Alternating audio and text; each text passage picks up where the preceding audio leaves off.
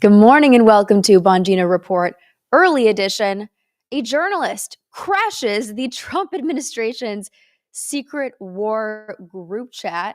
Ben Shapiro defends the official narrative of the JFK assassination.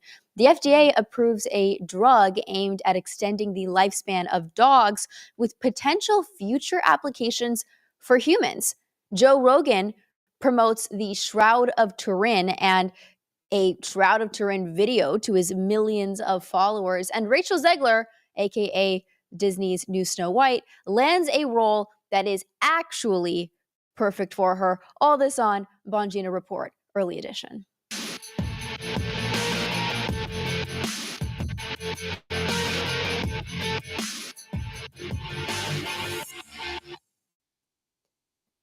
It is Saturday, March 15th, and the U.S. is about to rain bombs on Houthi targets in Yemen.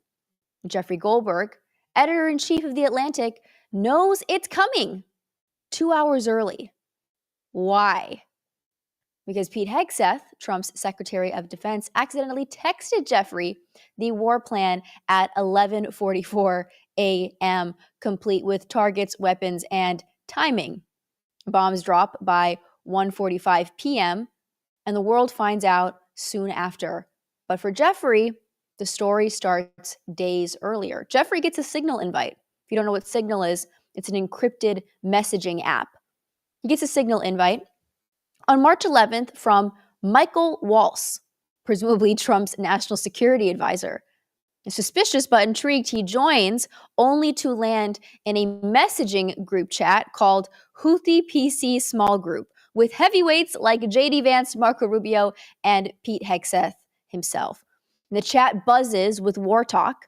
Vance worries about oil prices and Europe's freeloading. Pete Hegseth pushes for action to restore deterrence. On March 15th, Hegseth drops the bombshell update, literally. Jeffrey waits in a parking lot, checks X at 1:55 p.m., and boom, the attack is carried out, and he confirms on his own that, of course, these messages are real. It's not a prank. He's actually inside a very secret group chat with very, very important people in the Trump administration. Now, the group, when this happens, they celebrate with fist bumps and prayer emojis as these bombs drop, including a viral Michael Waltz message, which is a fist, an American flag, and a fire emoji. And this kind of went, John Ratcliffe says, a good start. Michael Waltz responds, fist bump, American flag. Like it's gone viral because people are sort of observing the ludicrousness of having war plans and dropping bombs, and there's just a regular group chat. Like you're with your friends, like you're talking, you're sending emojis to one another. But this group chat, they are going over war plans and have decisions that have major real world consequences. So Jeffrey, he's stunned. He exits the chat. Now, what we think happened, this is a really good theory from Emily Jasinski, who at Unheard. She thinks that they were trying to add United States Trade Representative Jameson Greer. And because the JG in his contacts is the same as Jeffrey Goldberg, then they got them mixed up. It could be. I use Signal a lot. I use them for encrypted messaging. It's supposedly more secure, although we'll talk about why that's not. I don't think that's actually the case a little later on in the show. But when you send a Signal message, it doesn't show up as the full name of the person you're messaging like it would on iMessage. Usually just the initials appear. So it's very possible that whoever added Jeffrey Goldberg into the chat didn't do his due diligence, didn't actually say that it was supposed to be Greer, and instead added Jeffrey because all they could see was those initials. This is kind of how Signal is. Now, obviously people are flipping out over the security concerns here. I got to tell you guys, to be honest, I'm pretty concerned about it. A journalist got added to a non-secure group chat and witnessed very secret military decisions being made in real time. That shouldn't happen. It especially shouldn't include somebody like Jeffrey Goldberg, who is the worst of the worst, like one of the most untrustworthy, horrible people in media, like the worst. And I will say, though, it's not a good thing. I will say that it does fall on a little bit of deaf ears that the Democrats are freaking out about this and all the security concerns that we have. I can talk about it as a U.S. citizen, as a concerned citizen, but when you are a violator of national security constantly, when you do things to put this country in jeopardy, and then you're going to pontificate about how, oh, it's super bad that the Trump admin is not using a secure chat room, that they let in a journalist, when you yourself are guilty of violating national security and putting our country at risk all the time, really falls on deaf ears. So Hillary Clinton, of course, she has to weigh in. She tweeted this: "You've got to be kidding me." I don't have that up there, but if Michael maybe wants to look for it, he can. Either way, she says, "You have to be kidding me." She shares the story. She's horrified. Hillary Clinton's horrified. What's important to know about Hillary Clinton's X account is that she has all of her replies turned off, so nobody can quote tweet her unless she follows them. Nobody can comment unless she follows them. And this is on purpose because Hillary Clinton is constantly clowning herself. She's constantly getting made fun of because she is a ridiculous person. Not just a ridiculous person, but a very bad person. And I'm going to tell you why it's really ridiculous that Hillary Clinton would be so scandalized by the fact that this Trump admin was using an unsecured chat room that included a journalist to talk about war plans, because Hillary Clinton could care less about national security when she was Secretary of State. Like, could care less about it. I can't even believe that she's going to comment on national security in the Trump admin. A technician for Hillary Clinton's computer service provider deleted approximately 30,000 of Hillary Clinton's emails using BleachBit. She claimed that they were personal emails that she was using on this personal server that she wasn't supposed to be using. But if they were really personal, why would it matter if other people saw them? It was just personal thing. I'm setting up a hair appointment. I'm sending messages to my personal assistant. Okay, fine. Why do you have to delete them then? Why do you have to pay for BleachBit to delete approximately 30,000 emails? She claimed that they were personal, but were they really? In 2016, the State Department's Office of Inspector General deemed more than 2,000 of Hillary Clinton's messages classified, including 22 that were upgraded to the most sensitive national security classification. That is top secret. That's Hillary Clinton. She did that. And those are just the emails that they had, right? Because she took a BleachBit to all the other ones. What kind of corruption would that have revealed? And on an unsecure server, on a personal one. And let's talk about maybe the classified documents. We heard all about classified documents with President Trump, right? That he's got all these classified documents in Mar-a-Lago. President Trump said, well, I was president, I declassified them. What about Joe Biden? What was Joe Biden before he was president of the United States? Oh, he was vice president?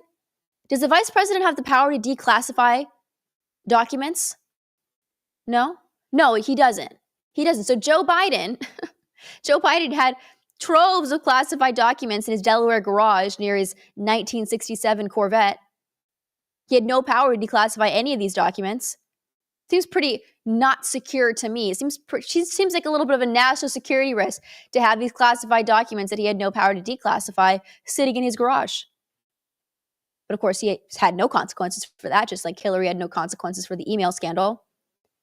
What about even the fact that Joe Biden's son, Hunter Biden, was working for Burisma, Ukrainian company, putting his father and this entire country in a compromising position, opening up the Bidens to sell their father's influence and therefore sell out the American people to foreign nationals. That seems like a little bit of a national security threat to me.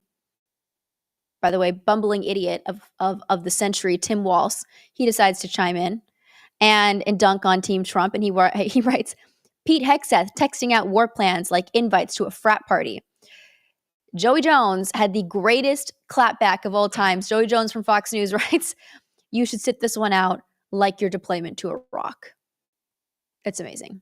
I mean, all these guys need to sit this one out. And we're going to talk about it more, you guys. I want to have a serious conversation about national security here and these messages, but I just got to tell you, I don't give a crap what the Bidens or Tim Walz or Hillary Clinton or anyone in the Democratic Party who's excused this kind of compromising national security situations in the past when it's Democrats to comment about what's happening with President Trump.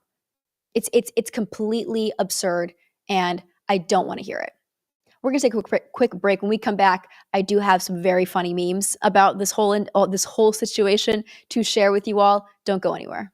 All right, guys, you know I don't drink just any coffee. I drink Blackout coffee because it's 100% American made, unapologetically patriotic, and absolutely delicious. We all know the big corporate coffee chains are more interested in pushing leftist agendas than actually making good coffee. Blackout coffee, they're different. They stand for faith, for family, for freedom, and they actually support the values that we all believe in. Plus, their coffee is roasted fresh, small batch, and packed with bold, smooth flavors. Whether you love a strong dark roast, a smooth medium, or something flavored, they've got something for you. And guys, understand, I was not a major coffee drinker before working for Dan Bongino, and the entire crew here at Silverlock got me hooked on coffee. Thank you, Michael. And my personal favorite is the cold brew. And you guys can find your own favorite though if you want. Go to blackoutcoffee.com/Evita, because if you are listening right now, you get 20% off your first order when you use my code Evita. That's EVITA at checkout. Support an America First coffee company that actually shares your values. Visit blackoutcoffee.com/Evita and use code Evita for 20% off your first order. All right, you guys, I forgot one response from somebody who, again, does not care about national security at all. I can't even believe that this happened. Eric Swalwell decided to chime in here. He says, wait, Pete Hegseth hasn't resigned yet? And what makes it so rich for Eric Swalwell to be deeply concerned about national security? Drop a comment if you know why it's ridiculous that Eric Swalwell, of all people, would be commenting about national security, that he cares so much about it. Eric Swalwell banged a Chinese spy, Fang Fang, who then magically fled the country immediately after the FBI told Eric Swalwell that she was a spy. Like he literally had a commie girlfriend. He had a commie spy girlfriend that he was just I can't even believe that he's going to comment about national security concerns when he is a walking national security threat himself. Like any spy that comes in, a hot chick, Asian girl, Chinese spy, she's working for Xi Jinping, he's like, yeah, I'll bang you. Like, no, he's just completely not thinking with his brain. He's completely a ridiculous person who cannot be trusted with any information that's top secret because he himself is just a walking national security threat, totally compromised. And now he's going to be commenting on Pete Hegseth and the Trump admin. Give me a break. Give me a break, Eric. I can't even, I can't believe that one. All right. I want to talk about these memes. We're going to talk about the serious stuff, but I do want to talk about these memes because last night, as this story broke, I was sitting on my computer going through these, collecting the memes and just dying, like laughing out loud by myself in the house, prepping for this show, just saying, this is the most amazing meme material that I've ever seen. So somebody tweeted, girl group chats versus boy group chats, and it's girl group chat names the girlies with a bow and sparkles. The boy group chat name is Houthi PC small group. Of course, you have the two different men and women are different, you guys. But I thought that was amazing. Houthi PC small group. And someone did a spoof on those automated messages that you'll get, the really annoying ones that constantly show up in your phone, especially if your information's been leaked somehow or sold online. It says, here are the secret war plans of the United States. Reply stop to opt out of these texts. Another person wrote, during the first Trump administration, I accidentally added Mike Pompeo to a group chat about setting up a night playing Super Smash Brothers. Like everybody's just joking, like the absurdity of it all. Like a random journalist has been added to a group chat talking about war plans. Like it's insane. It's insane to even think that this is how these decisions are being made, like over a group chat, like a casual group chat that you could have with your friends. And Babylon B writes, 4D chess. Genius Trump leaks war plans to The Atlantic where no one will ever see them. The Atlantic is pretty ridiculous. The Atlantic is very bad. This is the best one. This is my favorite response of all time. Somebody wrote, people are rightfully upset about this Atlantic story because it gets at a truly alarming issue, being added to large ongoing group texts without consent. And I called my dad when I read that one, because my dad, he's like he likes to talk on the phone. I don't think my dad likes to get like a lot of texts. As most people don't. Like let's just talk about it. And he has been added to multiple family group texts. And if you don't know, I'm one of 9. My dad is one of 11. My mom is one of 4, but there's a lot of cousins on my mom's side too. And he's been added into many different family group chats with various people, and he can't stand them. He's like, I don't need to be getting 80 messages a day from these group chats from my family that's super massive when the information is not relevant to me. Just call me. And I totally understand why he says that. I love the group chats. I'm like, well, let me be in it. Let's talk. Let me just tune in and chime in and keep up to date with everybody. But my dad and my brother cannot stand it. And so I do think this does get to the heart of an issue of being added to massive group chains and it not being in your not being consented to. I think a lot of people struggle with that. Here's how Trump responded to this news yesterday. Mr. President, your reaction to the story in The Atlantic that said that some of your top cabinet officials and aides had been discussing very sensitive material through Signal and included an Atlantic reporter for that. What is your response to that? I don't know anything about it. I'm not a big fan of The Atlantic. To me, it's a magazine that's going out of business. I think it's not much of a magazine, but I know nothing about it. You're saying that they had what? They were using Signal to coordinate on sensitive materials and having to do with what? Having to do with what? What were they talking about? With the Houthis. The Houthis? You mean the attack on the Houthis? Right. Well, it couldn't have been very effective because the attack was very effective. I can tell you that. I don't know anything about it. You're telling me about it for the first time. Anybody else? I love how he just attacks The Atlantic. It's like the Babylon be like, nobody's going to read this publication anyways, which is very funny. He says, I don't know anything about it. I'm not a big fan of The Atlantic. To me, it's a magazine that's going out of business. He's right. The magazine is a total disgrace. And let's talk about Jeffrey Goldberg for a second. This guy is a serial liar, like a total bad actor. This guy claimed Saddam Hussein and Al Qaeda were working together. He's a supporter of forever wars, of the war in Iraq. Like he is just a liar for the machine, for the war machine. He prompted the Russia collusion hoax, the suckers and losers hoax. The Atlantic is one of the worst purveyors of disinformation in the media apparatus. Jeffrey Goldberg is the editor-in-chief. I mean, what do you think? This guy is completely untrustworthy. He's the worst of the worst, which actually makes it pretty bad that he was added to this group chat because they couldn't have picked a worse journalist. They could not have picked a worse guy.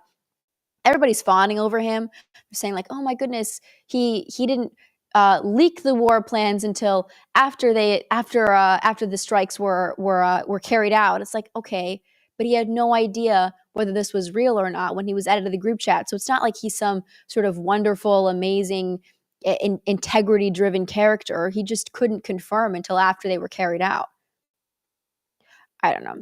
That soundbite from President Trump, I loved it yesterday, especially because it brought back the memories of the most iconic moment of the Trump admin ever. And maybe people will disagree with me on this one. This is my favorite Trump video of all time. It's when he says, when he finds out that Ruth Bader Ginsburg has died, and he says the exact same thing that he said in that clip. He says, "You're telling me about this for the first time." You guys, iconic. This video is the most iconic Trump video of all time. Here's a reminder.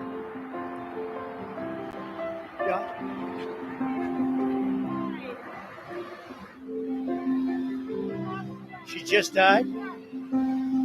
Wow. I didn't know that. I just, you're telling me now for the first time. She led an amazing life. What else can you say? She was an amazing woman. Whether you agreed or not, she was an amazing woman who led an amazing life. I'm actually sad to hear that. I am sad to hear that. Thank you very much.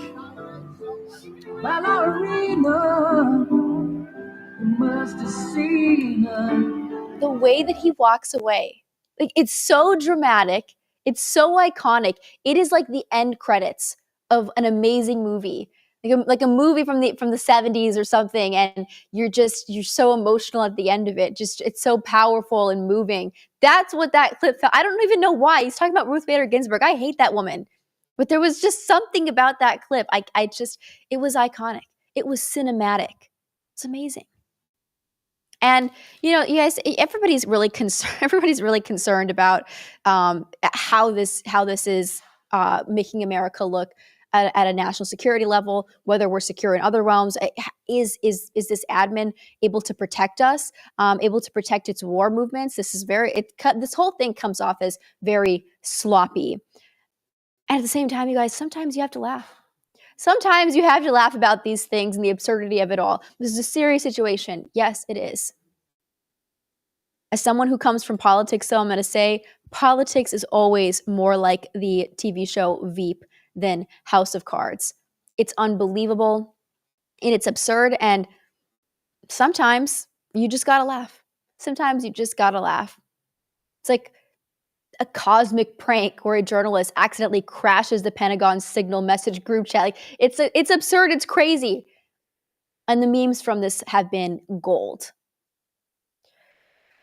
I do want to get serious for a moment and talk about Signal, because I did wonder why they chose Signal. Like, there has to have been a better route for a conversation of this level, of this high level, because Signal is not secure. Like, I know Signal is not secure. Conservatives know this better than anyone else. Tucker Carlson was famously spied on, allegedly, by the NSA for a trip that he was planning to take to Russia to interview President Vladimir Putin. The security apparatus under Biden wanted to stop him, and they spied on him. Here's Tucker explaining.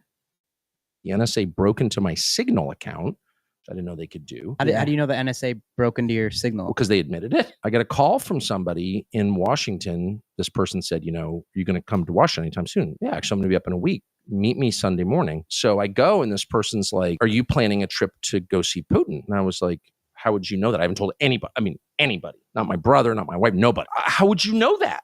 Because NSA pulled your text with this other person you were texting. How did you know that? Yeah, so they're spying on his messages. I mean, and here's the other thing about, if I had to guess, I don't know exactly what went down. I don't even think Tucker does.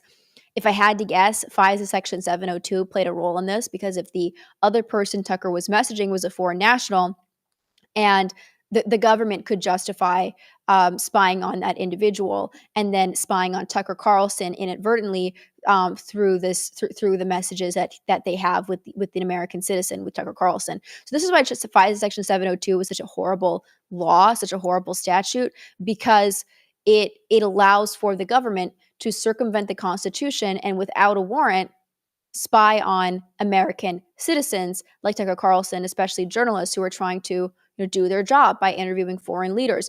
This was a good thing that Tucker Carlson did.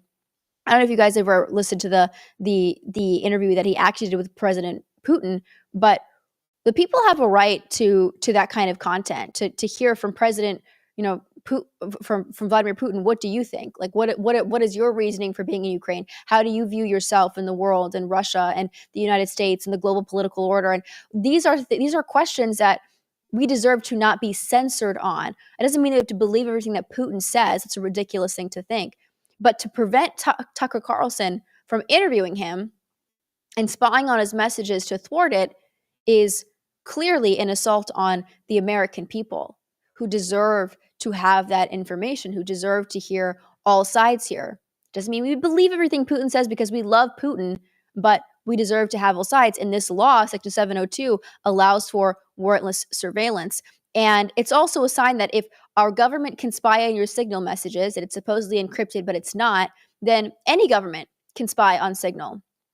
So why were the admin officials using Signal?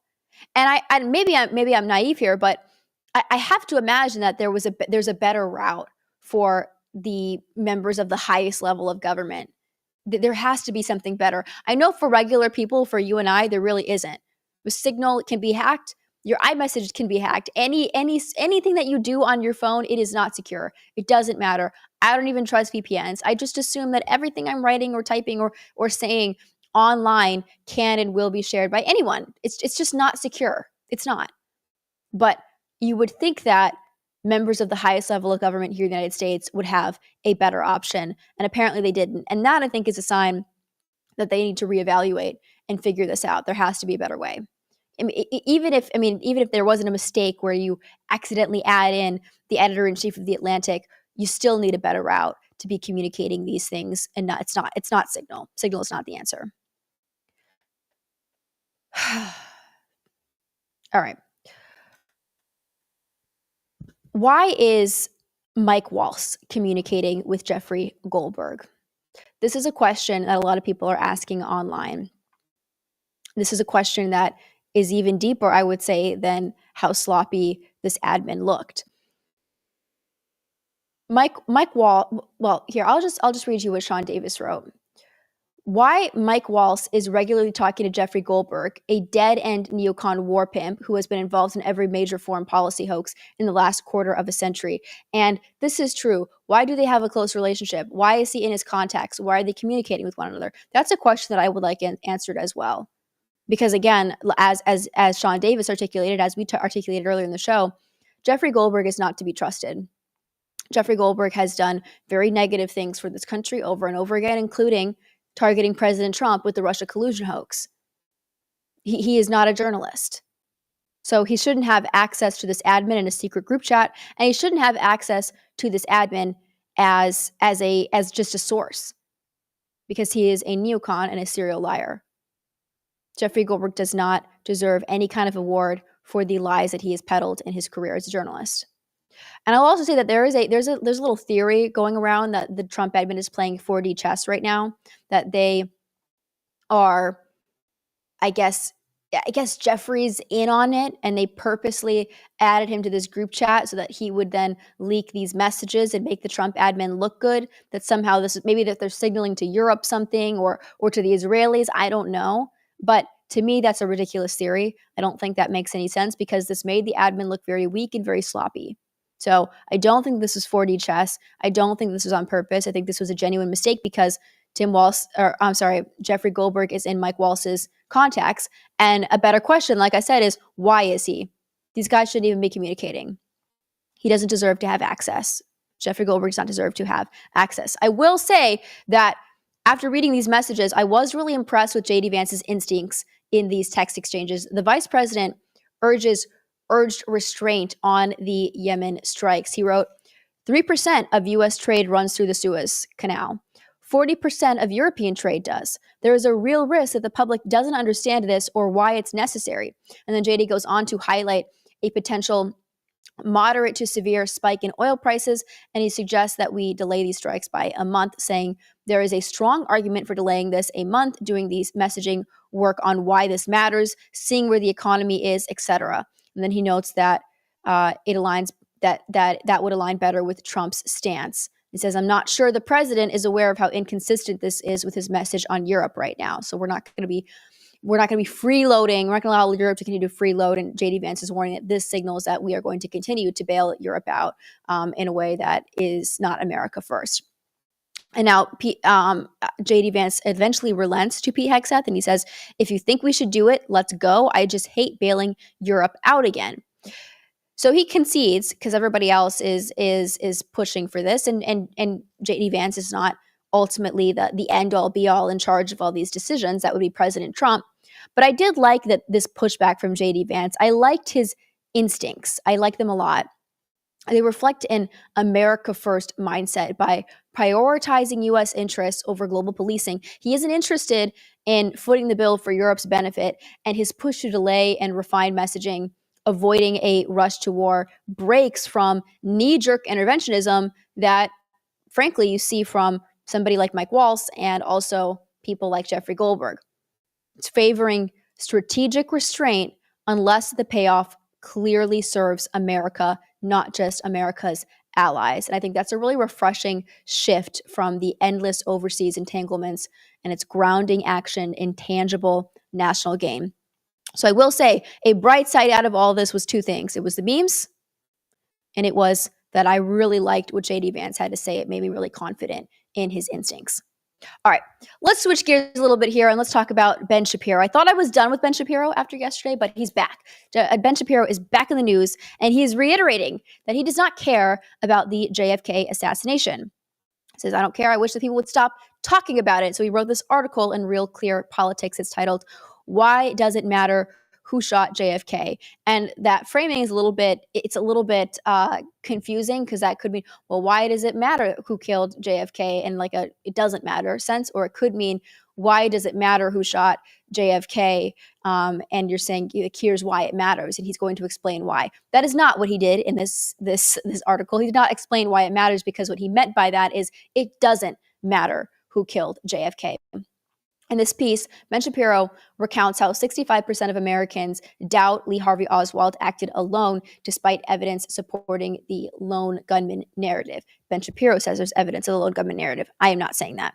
And the evidence, of course, is a magic bullet that's impossible to explain.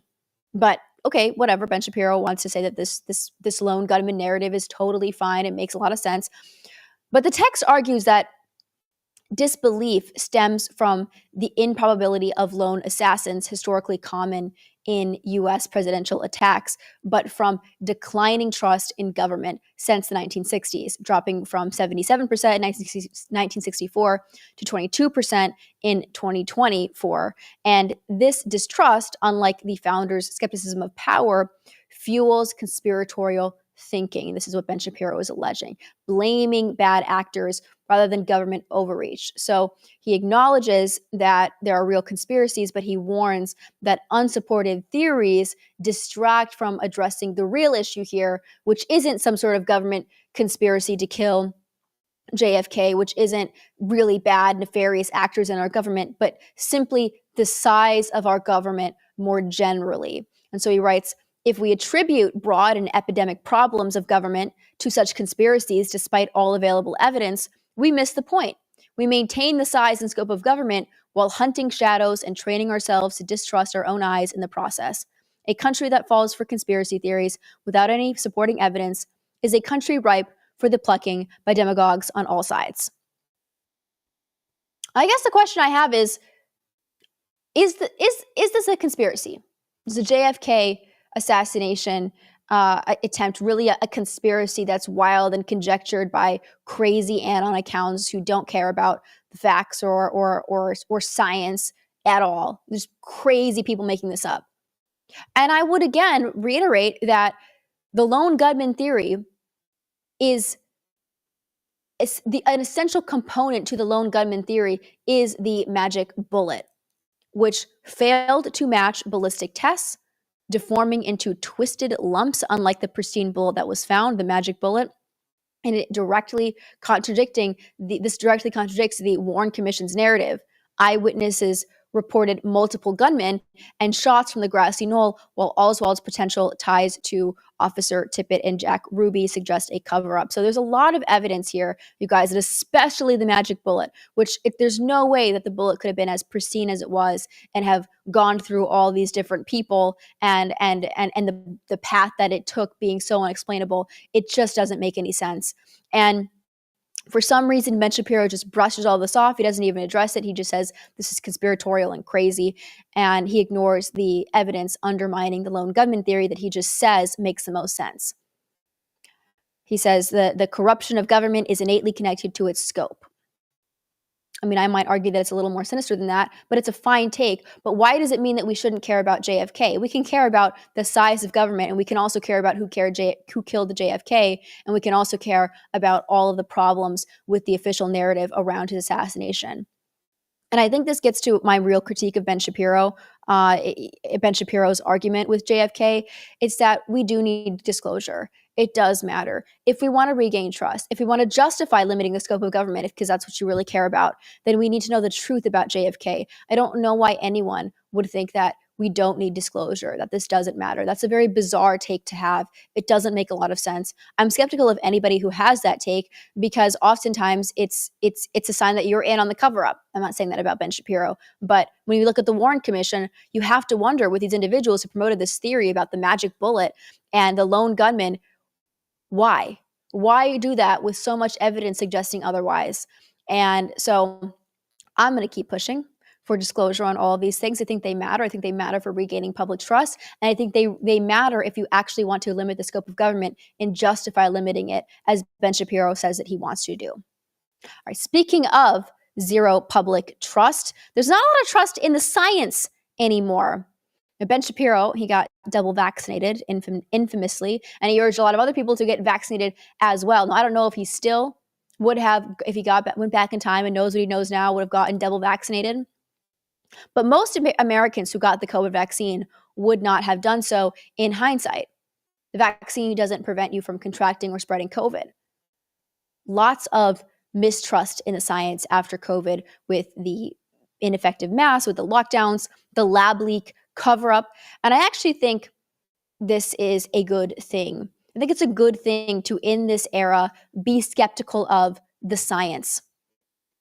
And I say that because we are entering a very dystopian era in science. Really dystopian. If you thought that the lockdowns and the mask mandates and the vax mandates were dystopian, all of the businesses closing down forcibly, the greatest transfer of wealth in American history, if you thought COVID was dystopian, you don't know what's coming. A San Francisco-based biotech startup called Loyal is developing a drug designed to extend the lifespan of dogs with the potential for human application if successful. Loyal received approval from the FDA last month, and it could be available on the market within the next year. The way the drug works is it mimics the metabolic benefits of calorie restriction on an approach known for extending lifespan in animals. Unlike weight loss drugs such as Ozempic, this drug apparently does not act as an appetite suppressant. And per the company's CEO, the idea is, can we emulate the benefits of caloric restrictions and its beneficial impacts on metabolic fitness, but without suppressing appetite? Because nobody wants an appetite suppressant for their dog. I think people being able to go to their veterinarian and buy a drug to extend their dog's lifespan, they inevitably going to ask the question, why does this exist for my dog and not my grandma? It's the cultural normalization. So she's saying, we'll have this for the dog will be able to live longer. And then you'll ask, well, why can't we have this for older people in our lives? We want to live longer. Yes, Mikey? Thank you. Yeah, so it says the more time with the dogs we love. So this is how it's being branded. I totally understand why people want their dogs to live longer. We love our dogs. Why would we want your grandmother to live longer? You love your grandma. But I want to talk about this more deeply. There's a distinction between wanting to unnaturally prolong life and normal medicine. When we're talking about treating a disease with medical care, say curing pneumonia with antibiotics, you're aiming to restore a person to their natural state of health. A longevity drug, however, isn't about curing a disease, but enhancing or prolonging life by mimicking a metabolic state that's not inherently pathological to lack. It's preventative or augmentative, not restorative. It's a step toward manipulating the natural order. And if you're a Christian, you believe in death. We actually have a deep respect for death. Death is actually a beautiful thing in the Christian religion. It's a transition to eternal life. It's not an enemy to be indefinitely postponed. But if you're not a Christian and you don't think there's anything after life, after death, then you want to live forever. Why wouldn't you? There's nothing else after this. So you have to. You have to prolong life as long as possible. You have to make life as rich as possible. You have to live it to the fullest. Your priorities become distorted and backward. Brian Johnson, very famous centimillionaire, tech entrepreneur, he's spending millions of dollars on developing a life extension system called Blueprint, in which he outsources every decision involving his body to a team of doctors who use data to develop a strict health regimen to reduce what Johnson calls his biological age.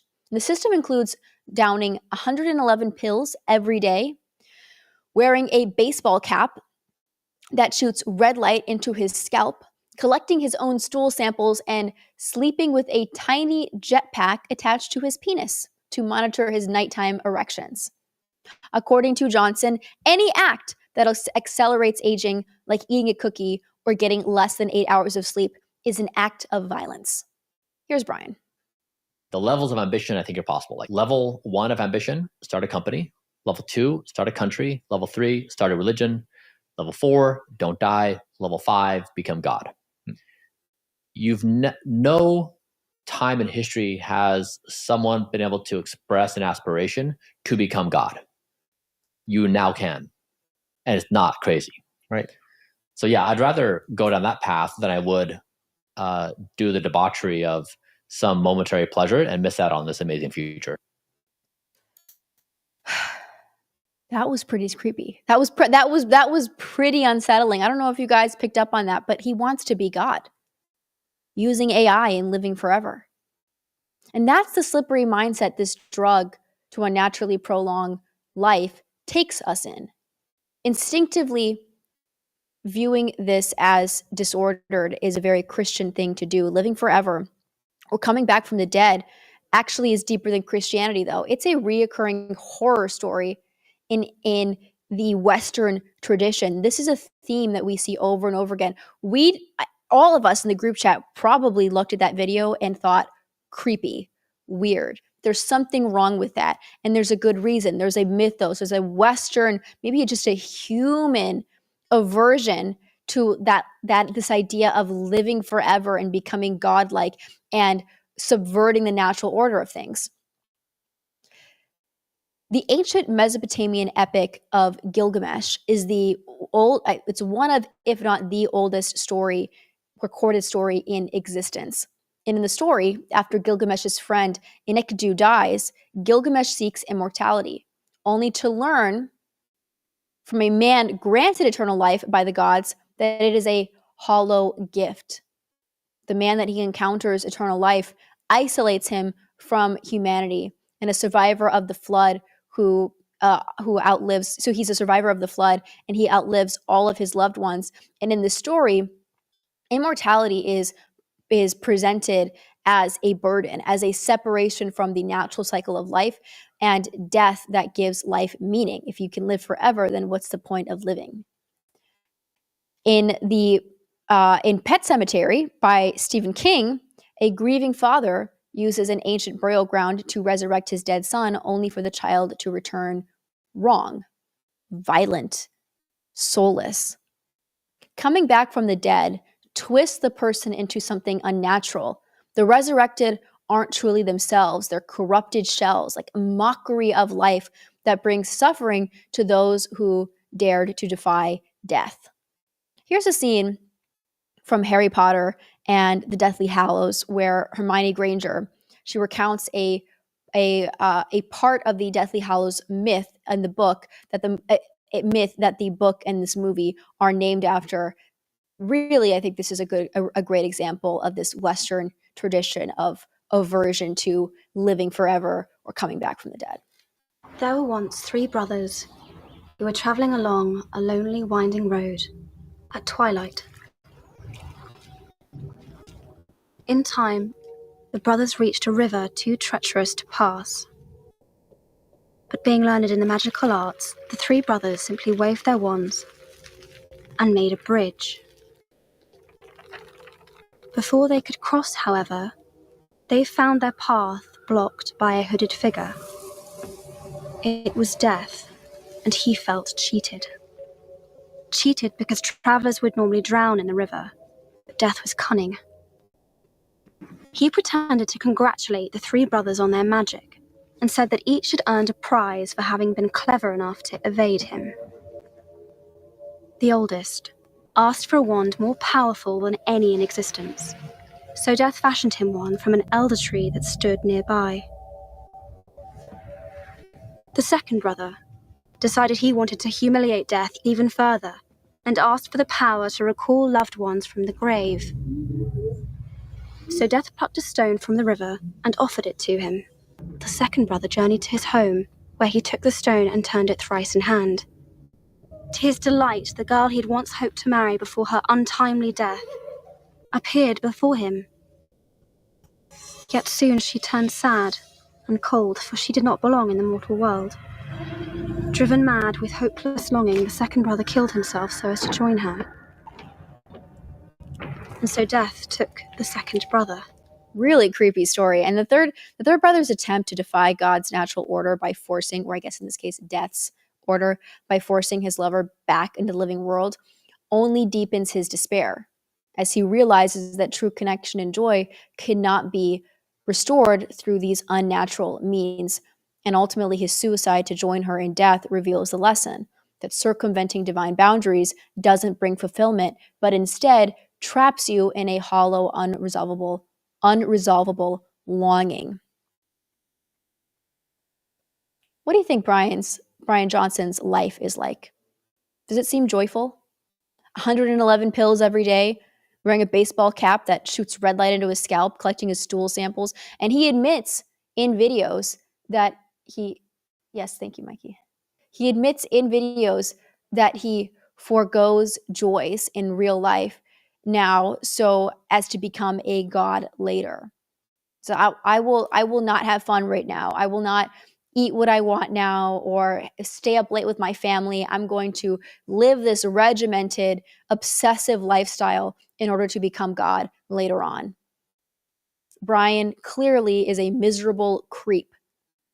How many would like to be just like him, though, with this upcoming drug? How many would make that call if it was easy, if it was just a pill or an injection?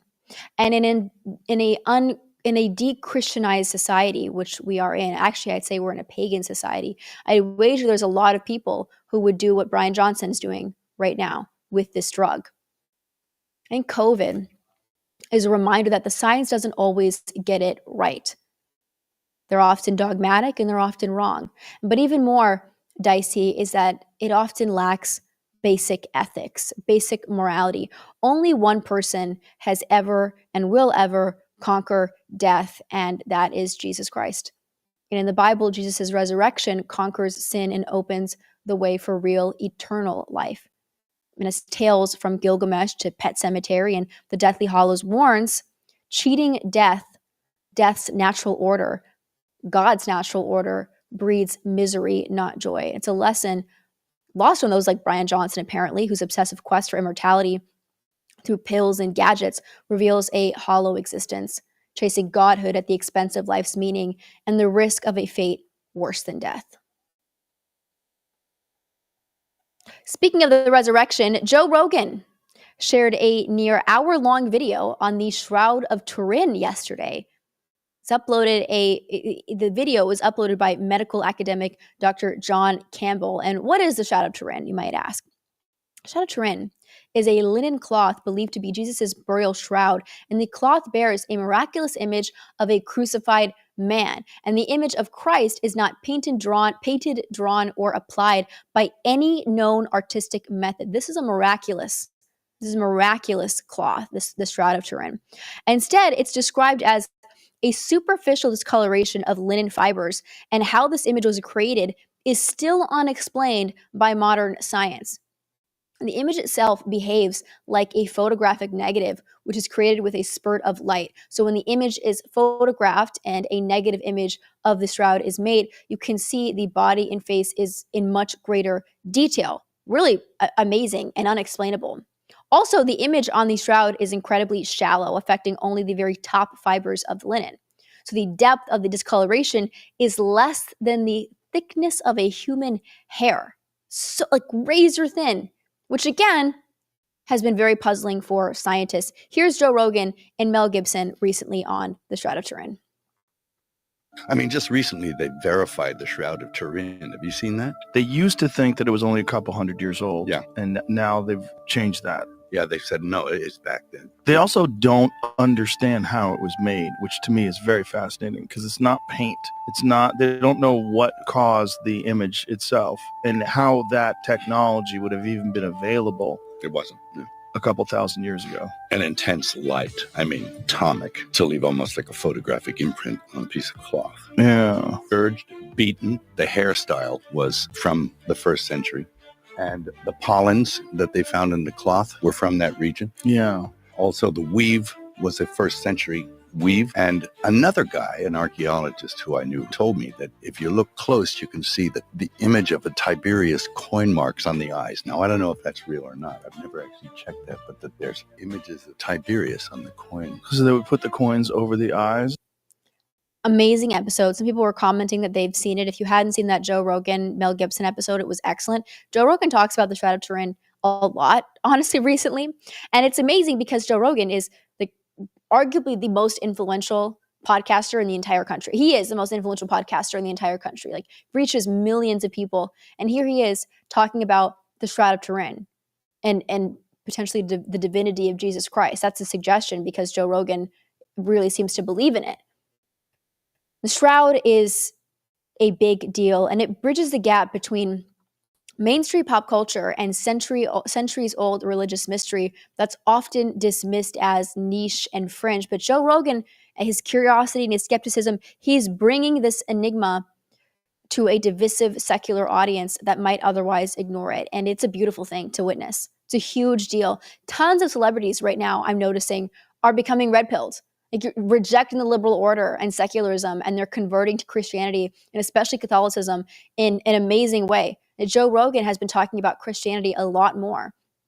There's something happening where you have people like Brian Johnson going to one major extreme, and then you have people like Joe Rogan and others who are converting to Catholicism, Jordan Peterson's wife, a lot of others, and they are going in the complete opposite direction. And I think you have to do that. I think the division between good and evil in this modern era is becoming more and more black and white, and people are having to choose a side. And the moral gray area is no longer an easy space to occupy. People have to choose. And there are two routes. And one of them, I will say, is terrifying. Brian Johnson scares me a lot. He is a creepy man. And I think a lot of people are looking at that and they're choosing the light. It's a beautiful thing. They're also, I'll tell you guys, they're rejecting subversion tactics in our culture like Snow White. And I got to talk to you guys about Snow White. I didn't get to it yesterday, but I want to cover this because I do have some positive news for you all on Rachel Zegler and Snow White. But first, Snow White is apparently projected to be the lowest opening weekend among Disney's live action remakes ever. It's getting horrible reviews. This is from The Guardian. The movie does earn points as a bedtime story, however, because it will definitely put you to sleep. Burn. This is just bad. Like, the reviews have been terrible from everyone. Critics, regular people alike. Rachel Zegler finally has a role now, though, that will work for her. Because in the wake of this disaster of a movie, Rachel has been cast as Evita in the upcoming Evita revival on West End. West End is, of course, London's main theater district. Now, who is Evita? Or Eva Perón? Eva Perón was the wife of Argentine President Juan Perón, a left-wing authoritarian socialist. And Evita was sort of the face of her husband's regime in the 1940s and early 1950s before she died. And Evita used her carefully crafted public image and state-controlled media propaganda to present herself as a champion of the poor, while at the same time amassing immense wealth, fueling government funds and foreign donations into secret bank accounts, allegedly. So Evita doesn't, I love my name. Evita does not have the greatest legacy, in my view, the Eva Perón. She promoted class warfare, implemented socialist welfare programs, and created dependency on the state, all while crushing political dissent and amassing a lot of money. She really was the evil queen of a left-wing hellscape. Like that is Evita. I don't know about you guys, chat, but I think actually Rachel Zegler is perfect for this role. She's perfect. Leftist feminist who let down millions of people, perfect for the role, unlike the role of Snow White, because Rachel is, of course, not white. So it's completely inappropriate for her to play Snow White.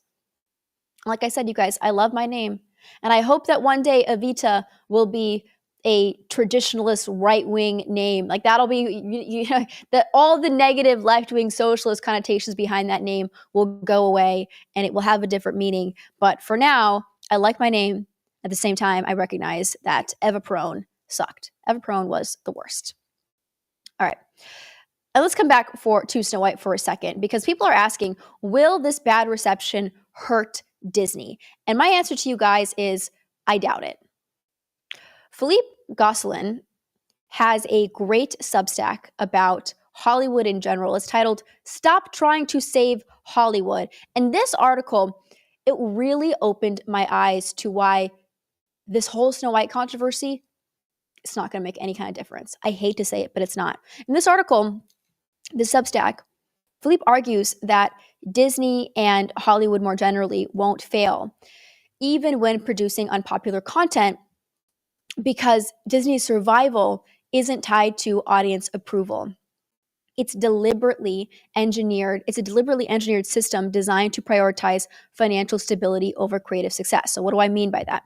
Hollywood won't collapse even if it turns out bad movies that audiences hate, because it's not built to depend on popularity. It's a carefully designed system that prioritizes financial survival over creative success. So imagine every movie as its own mini company. And when a studio like Disney or Warner Bros. Makes a film, they don't just produce it, they create a separate legal entity with its own budget and investors.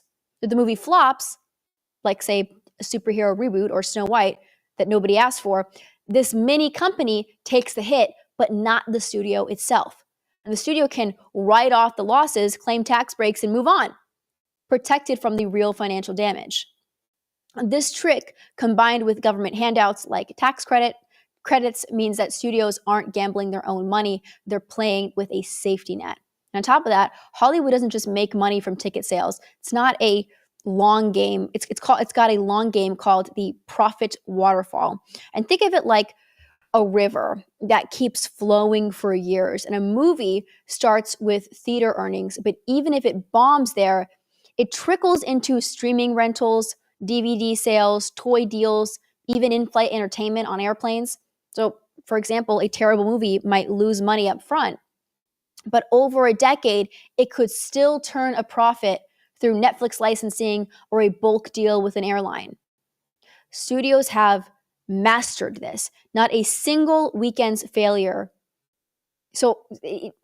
Not a single weekend failure is going to sink them. It's just one drop in the bucket. And plus, their massive libraries, like Disney owning everything from Mickey Mouse to Star Wars, keeps growing with every release, making them more valuable no matter how bad the new content is. And then there's the monopoly angle, because Hollywood isn't a bunch of rival companies fighting it out. It's more like a private club where everyone's in on the same game. So the big studios, Disney, Warner Bros., Paramount, control the theaters through exclusive deals. So even a flop gets screen time over a great indie film. They dominate film festivals and awards like the Oscars, ensuring that only their projects get the spotlight. Even streaming, which seemed like it was going to shake things up a little bit, it got swallowed into the system. So Disney Plus and Netflix just play the same game, just play by the same rules now. And behind the scenes, this is the real thing. I didn't even realize this. It's amazing. Executives bounce between studios like musical chairs, right? So like companies like Fox own shares in Paramount, proving that they're not really competing. They're all collaborating.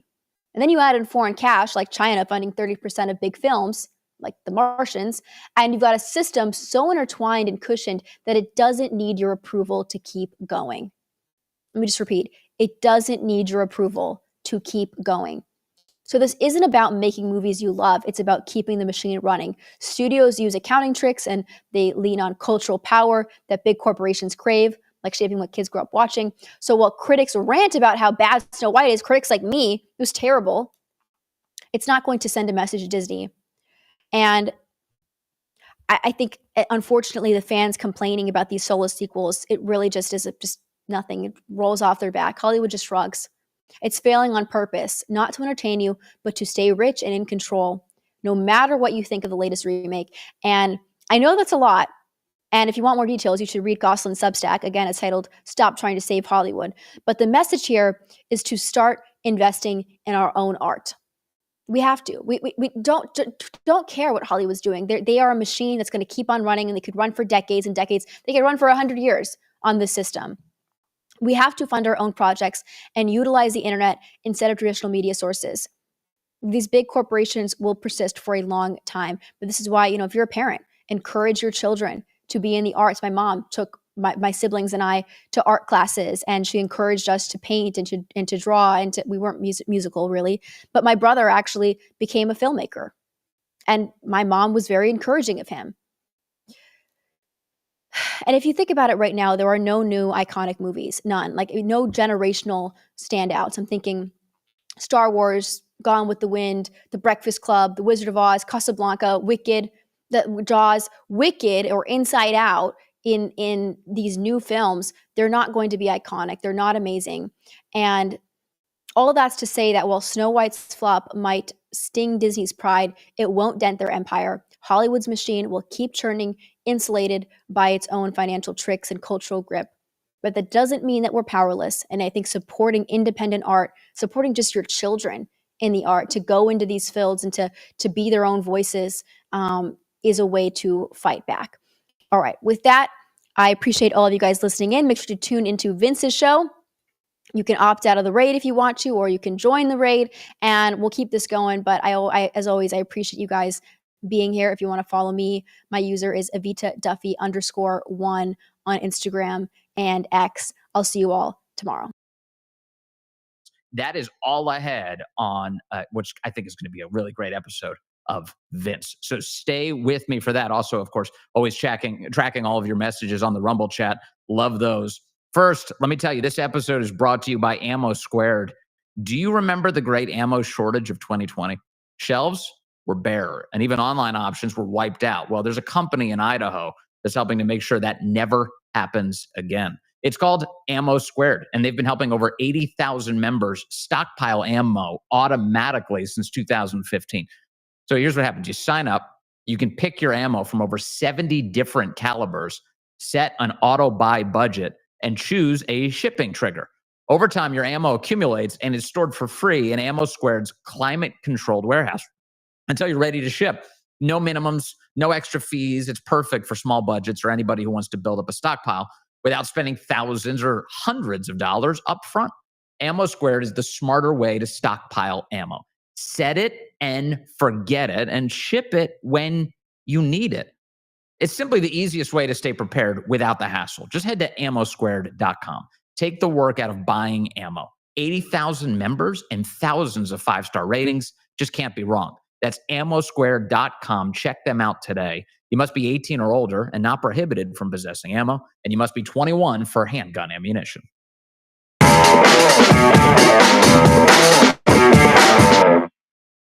A big, splashy, dramatic story lighting up the world last night, really during our radio show yesterday as we were broadcasting live from 12 to 3 Eastern time.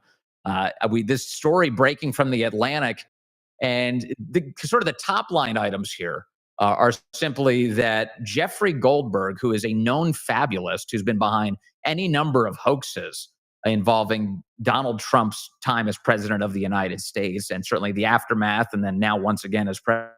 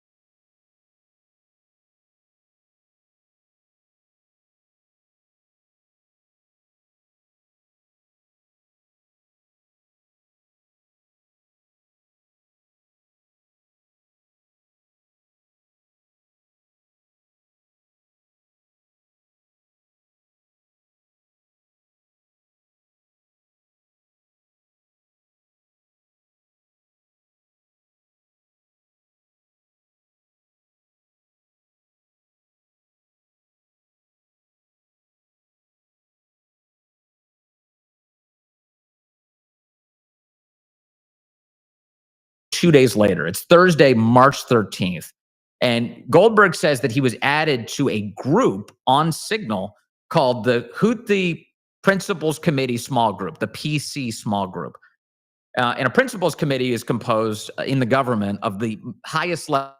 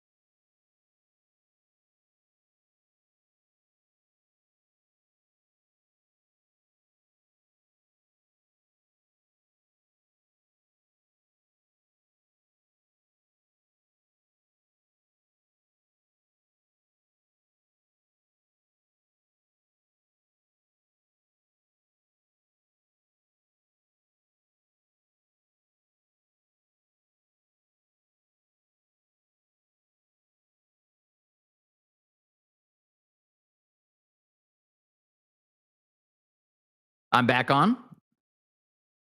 Okay. Look, I don't know what to tell you. Am I frustrated by this? Yes, I'm frustrated by it. I actually, yes, that's the best I can express.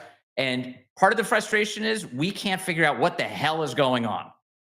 That is part of the problem here. So thank you for your patience and your endurance through all of this. Look, I've got 38,000 people who would like to desperately get to the truth here. And I don't blame you. Thank you for that. All right. So we're back on. We're back on. Thanks, guys. We honestly, we have no idea what's going on here with the Rumble chat. And I also have no idea how the podcast in the end is going to be assembled. God bless everyone who's got to deal with that. But let's just deal with what we have right now with the limited time we have together. All right. So the Houthis have been disrupting shipping in that part of the world by Egypt, the Suez Canal. And here's something you need to know about that. The majority of the shipping that travels through that area is Europe's problem, not America's. 40% of the shipping of the shipping that goes through there is directly related to Europe's economy, not to the United States. It's just 3% that affects the United States of America. And that data comes to us directly from the Vice President of the United States, J.D. Vance, who is inside of these Signal text messages, these Signal messages that Jeffrey Goldberg was apparently accidentally added to. I'm telling you, if there's any takeaway from all of this right now, as we're just talking about this big Signal story, it's that you have adults who are in charge. There's conversations going on here between Marco Rubio, the Secretary of State, Mike Waltz, between the Director of National Intelligence, Tulsi Gabbard, Stephen Miller, one of the president's top aides, Susie Wiles is on this thread. These are really, other than the President of the United States, the biggest officials in the country that you could possibly imagine, all talking amongst themselves about the best course of action. Is it in America's interest? And what needs to be done about these crazy tribesmen, these Houthis, who are causing so much trouble for international shipping? J.D. Vance, according to these messages, again, obtained by Jeffrey Goldberg, who was, again, accidentally added to this, J.D. Vance comes across as the most sober, pro America adult in the entire conversation. JD says, wait a second. Can we think about this? Maybe we can put the brakes on this a little bit, because here's what I see happening right now. We're going to do an American military strike in order to once again bail out the deadbeats in Europe, the guys who never pay us for any of the services that we provide. We never get anything out of them. We're constantly coming to their rescue. Maybe we want to tap the brakes on this. Now, I love this. I love that JD Vance is representing himself in this way. And he's not doing it, as far as he can tell, in public. He has no idea that these messages will one day, very soon, be disseminated among the American people by way of the Atlantic magazine. He's just saying it among the top officials in the country as they're strategizing over whether or not now is the right time to conduct these airstrikes on the Houthis. I think it's great. It's a great message. In fact, in the end, it's wonderful that this got published, I think, publicly, because it sends a really clear message to Europe that we are not playing around. Trump and Vance are not playing with them. It's not posturing in public. It's not just pretending like we're tired of them being freeloaders. It's JD Vance straight up saying it in planning conversations that he never thinks are going to go public, that we are tired of them being freeloaders. In those same conversations, again, now public, you see the Secretary of Defense, Pete Hegseth, say that he agrees. He completely agrees with the Vice President of the United States. But in the course of this conversation, they all agree that the time is now to strike the Houthi rebels, this terror organization. So what ends up happening in the end is on Saturday, March 15th, they do strike the Houthis.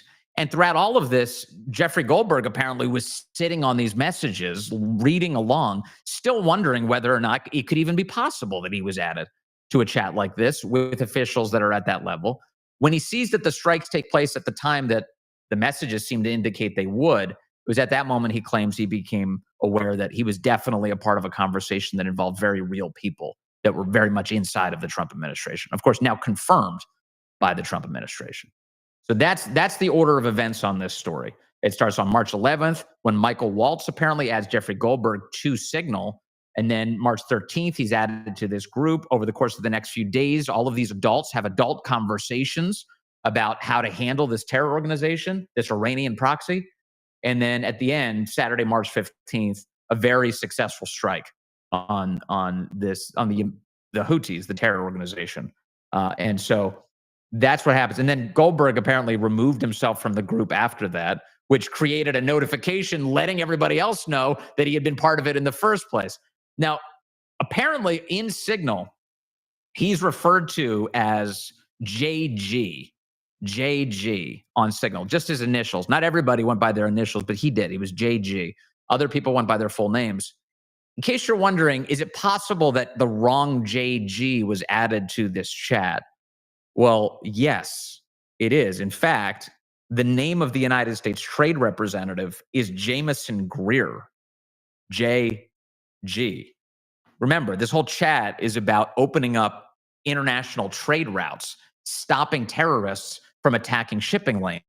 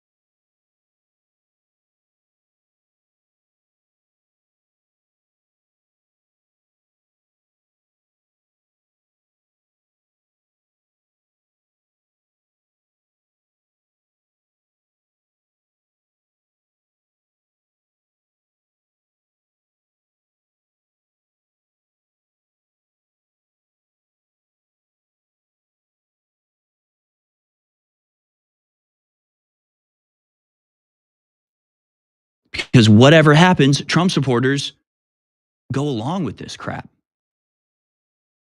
And that's a problem. And that's unacceptable. And I'm not going to try to justify it in any way. It's retarded. It is the stupidest thing. I don't understand it. At this point, it's like, other people have said it, but, RFK comes out with this statement about October 7th. And it's just like, okay, how old was the kid they have you on film with? There's got to be some explanation to this. There's no reason why RFK Jr. would say stuff like this, because it just doesn't make any sense. It's just all so nonsensical. Like, there's got to be a reason. And the only thing I can think of is, like, there's got to be blackmail or something on these guys, because they're so good on everything. Then it comes to Israel and they all become clownish slaves. It's weird. Very weird. And we'll talk about other stuff, but it's like, I could spend every day, all day on this. Like, you understand, I could spend every day, all day, talk about the deportations on behalf of Israel, the war that we're waging on behalf of Israel, that talks about Iran, the Jewish mayors shutting down movie theaters for showing their documentaries. I mean, every day there's this stuff. I don't talk about it mostly. Now that I am, it's like I've got months of backlog of just the most outrageous tyranny and oppression, breaking of American laws. And, like, I don't think people maybe understand, if you can put yourself in the mindset of some of these people. Like, for example, the guy the journalist, Jeffrey Goldberg, who was invited to this Signal chat with Pete Hegseth and others talking about bombing Yemen. They're talking about doing it for Israel because 40% of Israel, they're doing it for Europe because 40% of Europe's trade goes through the Red Sea. More people should know that the Atlantic's editor-in-chief, Jeffrey Goldberg, dropped out of an Ivy League university to volunteer to be an IDF prison guard during the first Palestinian Intifada. In his memoir, Goldberg revealed that he helped cover up serious prisoner abuse. So we have, what percentage of our media is written by straight-up Israeli spies? I would not be surprised if it was over 50%. And does that never strike people as weird? I got to be honest, I worry about this in my personal life because I have friends who joined the IDF. And you understand, like, a big portion of the IDF are American college students, college-age students, just out of college.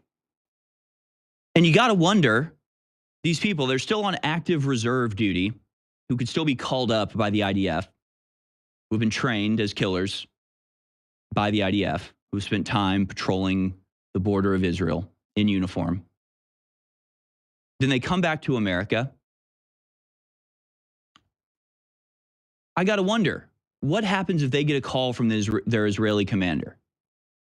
What happens if they get a call from their military authority in Israel who says, I know you're not in uniform right now. I know you're just in the reserves, but there's some people in America that we're really worried about. We're worried they're really going to cause some trouble for Israel. And we need you to act on our behalf.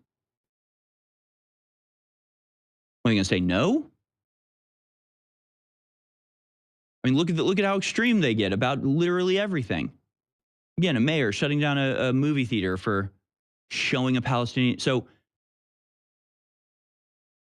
you've got all these people that grow up in America, go to Israel, join their military forces, get indoctrinated into their worldview, which dehumanizes anybody that opposes them. Worse than dehumanizing. You have people just openly saying, there's a woman, popular Jewish woman on X, which is literally is just like, there's no such thing as an innocent baby in Palestine. Even the babies are guilty of being terrorists and have to be destroyed. They're just like saying this stuff openly. So these people are the editor-in-chief of The Atlantic magazine is a literal IDF soldier. You don't think he's getting calls from Israeli military chiefs saying you took an oath and for the safety and security of the state of Israel, we need you to act on our behalf? There he met Rafiq Hijaz, a Palestinian Liberation Organization leader, college math teacher, and devout Muslim from a refugee camp in the Gaza Strip, whom Goldberg called the only Palestinian I could find who understood the moral justification for Zionism. That's on his Wikipedia. So anyway, we can move on, but like, do you understand how bad this is? Like how insane all this is? Again, we just bombed a hospital in Yemen. I'll give you the and these general officers for not taking responsibility for their leadership failures. That's what he said. And he said he knew the consequences when he came out and he said that. He said, you didn't put your stars down? You didn't resign? You didn't object to the way this was going? Who abandons Bagram first? What? You abandon the signature military air base in Afghanistan, and then you say, we're just going to leave from Kabul? It was a total nightmare. It was such a nightmare that many of our troops were killed and many more were maimed, and they have lifelong injuries as a result of that. No meaningful consideration for them. And then, of course, when the bodies were brought back to Dover in flag-draped coffins, President Biden couldn't bother himself to be all that concerned with it to begin with. He just stared at his watch and insulted the families, which is, by the way, one of the many reasons you saw those families out on the campaign trail or at events with President Trump during the campaign, because they support him. They were grateful to him because he was there for them when the, at the time, current president of the United States was not. So accountability, please. I'm not taking lectures from the left on accountability. Also, I'm not really interested in giving the media a heckler's veto over President Trump's employees. Every time you play the left's game in the media, if you allow them to dictate who works inside of the Trump administration, then really what you're doing is giving them a permission slip to scandalize every other person they can possibly scandalize. They're already trying to do it with Elon Musk. They've taken a couple of runs at dividing Elon against Donald Trump. They'll say things like, oh, Elon is the real president of the United States. He's the co-president. Look, we put him on a magazine cover sitting behind the Resolute desk, they'll show. And the goal there, as President Trump and Elon Musk have both acknowledged, is a ludicrous, cartoonish, teenage-level effort to try and sow division between the two men, because if you can divide them, then you can conquer them.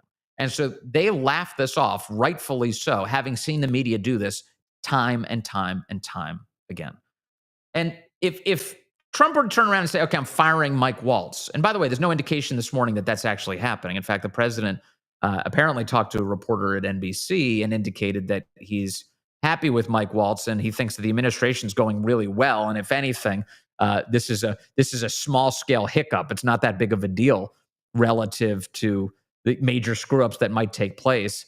And so he's happy with Mike Waltz's performance. And Mike Waltz, by the way, in turn, is probably going to be eternally grateful to the president of the United States for sticking up for him in a moment where he clearly has egg all over his face.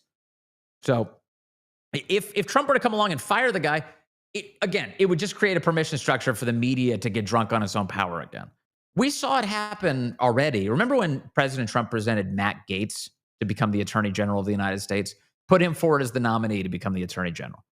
And then the media turned every waking moment of Matt Gaetz's existence into a scandal. It's a scandal. He can't be the Attorney General. They attacked him. President Trump did eventually withdraw that. But that created the environment whereby the media felt they smelled that blood in the water. They had their taste, and they decided we're going to do it again. And they did it. They did it. They tried to do it again to Pete Hegseth. They tried to do it again to Tulsi Gabbard. They tried to do it again to RFK Jr. They tried to do it again over and over and over again to the president's nominees because they had become drunk on the power of being able to get Matt Gaetz out of position to become Attorney General. That all happened already. We can see their behaviors. You can interpret their reactions to these things. So here you have an environment where I think there's a couple things happening. One, with the nominees, Vice President J.D. Vance was instrumental and saying, no, we're not playing any more of these games. That's not happening. Everyone settle the hell down. These guys are making it through. This is the president's agenda. He was elected on an unreal mandate as every single district in the country went to the right. Every single one went to the right in the 2024 election for a reason. Massive shift towards the Republican Party. President Trump deserves all of the credit for that movement. And the basic principle here is, the voters deserve to get what they voted for, which is the president's agenda as executed through his nominees. So J.D. Vance goes into the Senate, takes each of these senators one by one, and says, hey, look, you know me. I know you. I was a senator up until recently. Now I'm the vice president of the United States. Implied, by the way, in a lot of JD's conversations is this. He probably doesn't say this, but he's a lot smarter than these guys, and they know it. They know it. They know that JD has his wits about him. And so when JD goes in there and he puts these guys in a headlock and says, hey, let's do this thing, one by one, they did it. And thankfully so. So that's been a really big deal, and not letting the media get this ridiculous heckler's veto when all they do is lie and decontextualize and distort and put everything through a funhouse mirror before it gets to you. At this point, if you haven't learned your lesson from letting them wield the levers of power, you're never going to learn that lesson. And so this is a Trump White House. I don't know if this would have happened in the first administration. If a national security advisor had accidentally lumped in a Trump-loathing pseudo-journalist like Jeffrey Goldberg, that guy may very well have been fired because the scandal ensuing around the administration would have led to that. But right now, it's just water off the duck's back. They don't even care. They don't even care. It's like, okay, yeah, you can screech at us all you want. We're not removing this guy. I like Mike Waltz. He's down for the ride. There's another piece, though. There are people on the right who would like to see Mike Waltz ejected from the White House. I'll explain that in just a moment, what that phenomenon's about and what you should really know about formerly Congressman Mike Waltz, now the National Security Advisor. It's all ahead on this. You guys know I don't just slap my name on anything. I do only back what I truly believe in. In fact, that's why I'm pumped to have Blackout Coffee as a sponsor. In fact, today I've slapped their name right on my chest. I'm wearing one of these Blackout Coffee t-shirts. John, the owner of Blackout Coffee, is the real deal. He's a great guy, and he built Blackout Coffee from the ground up, refusing to compromise on quality or values. This is America First coffee, roasted fresh right here in the United States. There's no woke nonsense, just bold, strong coffee for people who actually get stuff done.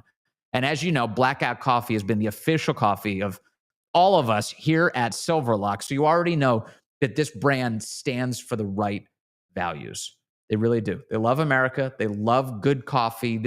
I'm telling you, I can only convince you by letting you taste it. This is genuinely great coffee. I love coffee. I've had a ton of it throughout my life. Perhaps you can tell today. I'm a coffee guy. Blackout stands apart. It is legitimately delicious. And I say this as a guy who takes coffee black. Lots of people like to add stuff to coffee, the cream, the sugar. That's fine if that's the way you want to take it. But I will say that it masks the fundamental characteristics of the coffee you're consuming. Adding stuff like that is a good way to cover up bad coffee. If it's black coffee, you can't hide it. You're either quality or you're not. Blackout Coffee is quality. Here's the deal. John is hooking you guys up. You can head over to blackoutcoffee.com/Vince. Use the code Vince, that's VINCE, for 20% off your first order. Whether you like whole bean or ground or even instant coffee that doesn't suck, Blackout Coffee has you covered. Support a company that actually shares your values. Blackoutcoffee.com/Vince. Use the code Vince for 20% off your first order. And now for another sponsor who I adore. Yesterday, after I got home, I was rushing to get home from all of our programs yesterday, because a delivery was arriving at my house. And the delivery was a very heavy wooden crate box from Jacked Up Fitness. That's right. Make America Healthy Again. It's happening right there in my own home. I'm working with Don and the team at Jacked Up Fitness. They're an amazing company. And they have a commercial grade Power Rack Pro, which is right now sitting in my garage waiting to be assembled. And it's got everything you need to get a full body workout from home. They have cable crossover systems, integrated 200-pound weight stacks, a Smith machine that allows you to do hundreds of exercises, basically everything that you can do at the gym. It's amazing. And my wife, she's always been much more into fitness than I have, at least in recent years. I was, when I was a kid, I was really into it. Then I fell off. Well, nowadays we're back in. We've been in, and we love it. And now I can really dial in because I'm going to have a badass all-in-one Power Rack Pro right there in my house. It's going to be a total game changer for the family. We're super excited, too, about their Get Jacked Up program. It's got full-body video workouts. It's led by celebrity trainers, Kim Lyons and Clark Bartram. You literally just press play and you follow along. This is great, especially if you're just getting started. So listen, I'm doing this. You should do it, too. Let's do it together. All you have to do is go to getjackedup.com, the greatest name for a website ever. Getjackedup.com and sign up to access the program right now for free. And when you're ready to order your Power Rack Pro, save 10% by using my promo code Vince. No more excuses. This is going to be totally epic. Go to getjackedup.com. Yes, indeed. Now, let me see. I know today we've had all sorts of stuff going on. We've had all sorts of disruptions to the show today here on Rumble. We still don't know why, but I am so grateful for everybody who's been hanging out with us here today. And thank you. I'm looking at the chat here. And look, McLovin McGroin says, I came for the news. I'm staying to see your gains, Vince. You better bring it. Look, there's no question. This is a big relationship. I talked to Don at Get Jacked Up and at Jacked Up Fitness, and I said, okay, buddy, here's what's going to happen. I got to get this thing going, and then I got to hit it so hard. And you know the secret here? I don't know if people know this. You should know this. Maybe Dan has talked about this from time to time. It's not just the lifting. It's also the protein. You've got to be taking the protein.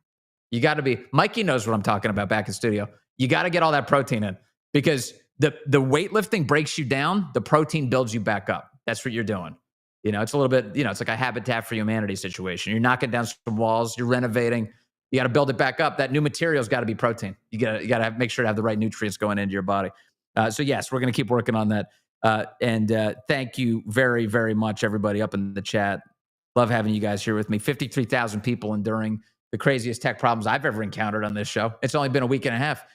I will say, for those of you who stuck around, I've got some massive, massive news coming up here in just a few minutes. I'll be sharing with you. It'll make it all worth it, I promise, in addition to all this great content. Okay. So Mike Waltz is the national security advisor. And there is an effort on the left to get him fired because they just want to sow chaos. They just want to fire that guy, fire that guy. We hate everybody who's involved in the Trump administration. Got it. You don't get the heckler's veto. Get out. Nobody supports you. Nobody watches you. Nobody consumes you. And those numbers are dwindling all over the place, which is why they're acting like such lunatics. They're pooping on Teslas and attacking Tesla dealerships right now because they don't know what else to do. Their emotional incontinence is literally overflowing. So that's one. That's the left. Meanwhile, on the right, you have, I would say, I don't think these are bad faith attempts. I think these are genuinely good faith attempts. But one of the clearest things you're watching going on right now on the right, there is real policy debates about how much we use military force all over the planet and for what purposes. Should we go into foreign conflicts? If there's even a negligible American interest there, and for instance, like opening up shipping lanes where we only have 3% of American shipping, does that count as a full-blown American interest or a marginal American interest? J.D. Vance raised all of this in these conversations with these top officials, and he's right to bring it up. It's a smart and interesting conversation, and it's centered on, thank God, what's good for the United States, what's good for the people who live here. And so there are some on the right who want to see Mike Waltz fired. Now, the predicate for this is merely that, well, he was irresponsible with national security. He lumped in Jeffrey Goldberg to this signal chat, and therefore there should be consequences for that. And I understand that. But let me uncork a little bit what the greater concern about Mike Waltz is. Mike Waltz, up until recently, was a congressman from Florida, and he has been for a couple of years. And in that role, he was known as typically, insofar as you categorize people, as typically more of a neoconservative type of guy. More inclined for American military action, more willing to engage around the world on the thinnest possible pretext, potentially, for American involvement. That's his reputation in Washington. And as a result, there are people on the right who are concerned that he's the kind of guy who's going to get us deeper into some of these messes rather than have that America first focus that the Trump administration was clearly elected on. So that's one of the fights that's actually going on, sort of, I would say, behind the scenes, but certainly out in the open if you are following along Mike Waltz's career. Now, I have had the opportunity to interview Congressman Waltz over the course of the years. And let me just tell you about a transformation, or at least directionally, the way I think things changed with him. A couple of years ago, when the conflict in Ukraine began, Congressman Waltz was one of the people that you could sort of reliably expect to not say much in public that suggested we should scrutinize the way all of this money is going to Ukraine. He was kind of open to it. I don't want to put too many words into his mouth, but he was basically originally kind of a blank check guy for Ukraine. And whatever is necessary, they've got to stop the Russians. They've got to thwart the Russian invasion. This is good. We need to stand in support of Ukraine, that kind of stuff. But as I talked to him over time, and I would ask him questions, well, wait a second. And truly, I literally had conversations with him on air in Washington, D.C. during my afternoon drive radio show. I would ask him, well, wait a second. Aren't you concerned at all about how this money's being spent? What about the accountability for all of the cash we're sending over? What about the fact that American stockpiles seem to be dwindling in an effort to service this war? What is the end state? Maybe you were asking this too. I've been asking this since the very beginning as the United States has been involved. What is the end state of that conflict? What is it supposed to look like? Is it going to be, do they really think they're going to get Russia out all the way back to the pre-2014 borders? They're going to eject them from Crimea? Is that really what the game plan is? What does victory look like here? When do we say we have achieved what we set out to achieve? And Washington never gave clear answers on that subject, ever. And as our conversations through the years wore on, Congressman Waltz seemed to be coming a lot closer to my view of this, which was an immense amount of skepticism about whether it was even worth sending all of these American resources there at the expense of so many lives. Isn't it completely tragic how many people have been killed? Estimates of over 1 million, if not deaths, certainly casualties between both Russia and Ukraine, with no clear end in sight. Ukrainians being used as cannon fodder to advance an American foreign policy agenda that we are told is to grind down the Russian military and their ability to project their power, when in fact that hasn't really happened, has it? Russia's monetary structure is as strong as it's ever been. It's only improved. They continue to have all sorts of exports. In fact, the exports of their energy are going to some of the worst places in the world. Certainly our adversaries like China are buying a great deal of it. We're creating tighter alliances between China and Russia and North Korea. North Koreans on the battlefield fighting with the Russians against Ukraine and Iran. What are we doing? How is this serving American interests exactly? And so the perspective I want to give you is one of at least some optimism about Congressman, now National Security Advisor Waltz, which is, I think he paid attention to you.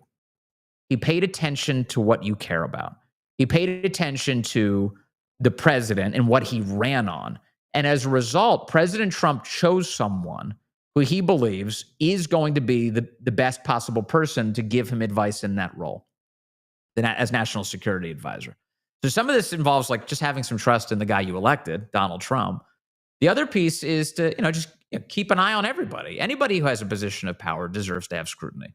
But you also deserve to know what the actual fights are about right now. And so when you see some of this, like, hey, Mike Waltz needs to go, coming from the right, people you like and you trust, some of that is merely animated by they're distrustful of his foreign policy adventurism. They don't want to be engaged in conflicts that don't directly benefit America. That's what they're on guard for. Last thing I'll say about Mike Waltz and the role that somebody who thinks like him plays. It's not the worst thing in the world to have people who disagree in the same room together. It's not. You're allowed to have different views on these subjects. In fact, that is typically what improves your ability to think these issues through and talk about them and engage in debate on the subject. So having a guy like Mike Waltz around, not everyone needs to be in complete lockstep. In fact, if you read the messages, and I encourage you to, go read the Atlantic piece, read through these messages, these signal messages between these guys. You walk away impressed by the fact that not everybody's walking in lockstep. They are clearly working together as a team. They're happy to collaborate. They're happy to kick things around. They really are engaging in some real debates. And in the end, trying to navigate towards exactly what best executes the president's vision, which is, of course, what you voted for. That's what you want. And again, I can't sing JD Vance's praises enough here. JD at one point indicates that, look, I think maybe we should delay this strike and we should, make the case that Europe needs to step up more here for its own defense to get its shipping lanes open. Why does the United States have to keep on rescuing them? But he says, but whatever this group in the end decides to do, I'll go along with it and I'll be a public advocate for it. This is being treated right now by the left-wing press as some sort of duplicity on the part of JD Vance. Oh, look, he disagrees with the president. I'm sorry. If you're having a behind closed doors conversation about what to recommend to the president, you're more than entitled to recommend something that he didn't think of in the first place or that he might want to consider. In fact, that's what you would expect out of anybody in a healthy organization that's trying to navigate towards the best outcome. You want people who are subordinate to the leaders to come forward and say, hey, sir, I've thought about this, and I just want you to know here are some of the complexities. Here are some of the things you should consider, perhaps if you haven't, and get that kind of feedback. That's healthy. It's not healthy if you live in an organization where everybody's just, completely genuflecting to one person's vision and never at all offering helpful criticism in order to improve the outcome here. And President Trump, to his great credit, I'll tell you this: one thing, if I've learned anything from the people who worked with him successfully over the years, even if fundamentally what Trump wants is you to be goal oriented. If you share his goals, he's happy. He's happy with you. He's pleased to have you with him. And it's the how to get there. That's the thing that he doesn't really care in the end. He just wants to make sure that we can take the best possible. We have to get to the best possible outcome. So if you have a different idea, a different path for how to get to that outcome, whether it's closing the border or stopping the fentanyl, stopping the threats to America, growing the economy, correcting our trade imbalances, whatever it is that those goals might be, Trump values input where you step forward and say, hey, look, I'm on board with you here. I have a different strategy. Can we talk about it? And he's like, I'm game. I'll listen. You've been able to tell that, right? Trump's a listener. Everyone thinks he's just he just keeps going. He's a listener. He's good. So this is, I think this is all fascinating what's happening here with this wild story out of the Atlantic. Just remember Jeffrey Goldberg. He's lied over and over and over again about so many things. He's been very deceitful. He lied about like the suckers and losers hoax. He's just lied about so much. And in fact, he would go on national television. He would tell these lies, and then he would come out later and say, "Yeah, I'm gonna have people. They're gonna corroborate it. Eventually, they're coming out in the next few days." They never came out. But here you clearly had Jeffrey Goldberg added to this Signal chat, and also the fact that they're using this end-to-end encrypted chat. It can happen for a number of reasons, but let me just, once again, insofar as I'm telling you some Washington secrets today, everybody does this. Let me just clear the air on this particular thing. Every senator you're aware of, every congressman you're aware of, every government official in the executive branch, everybody is doing this. They're using end-to-end encryption to talk to one another.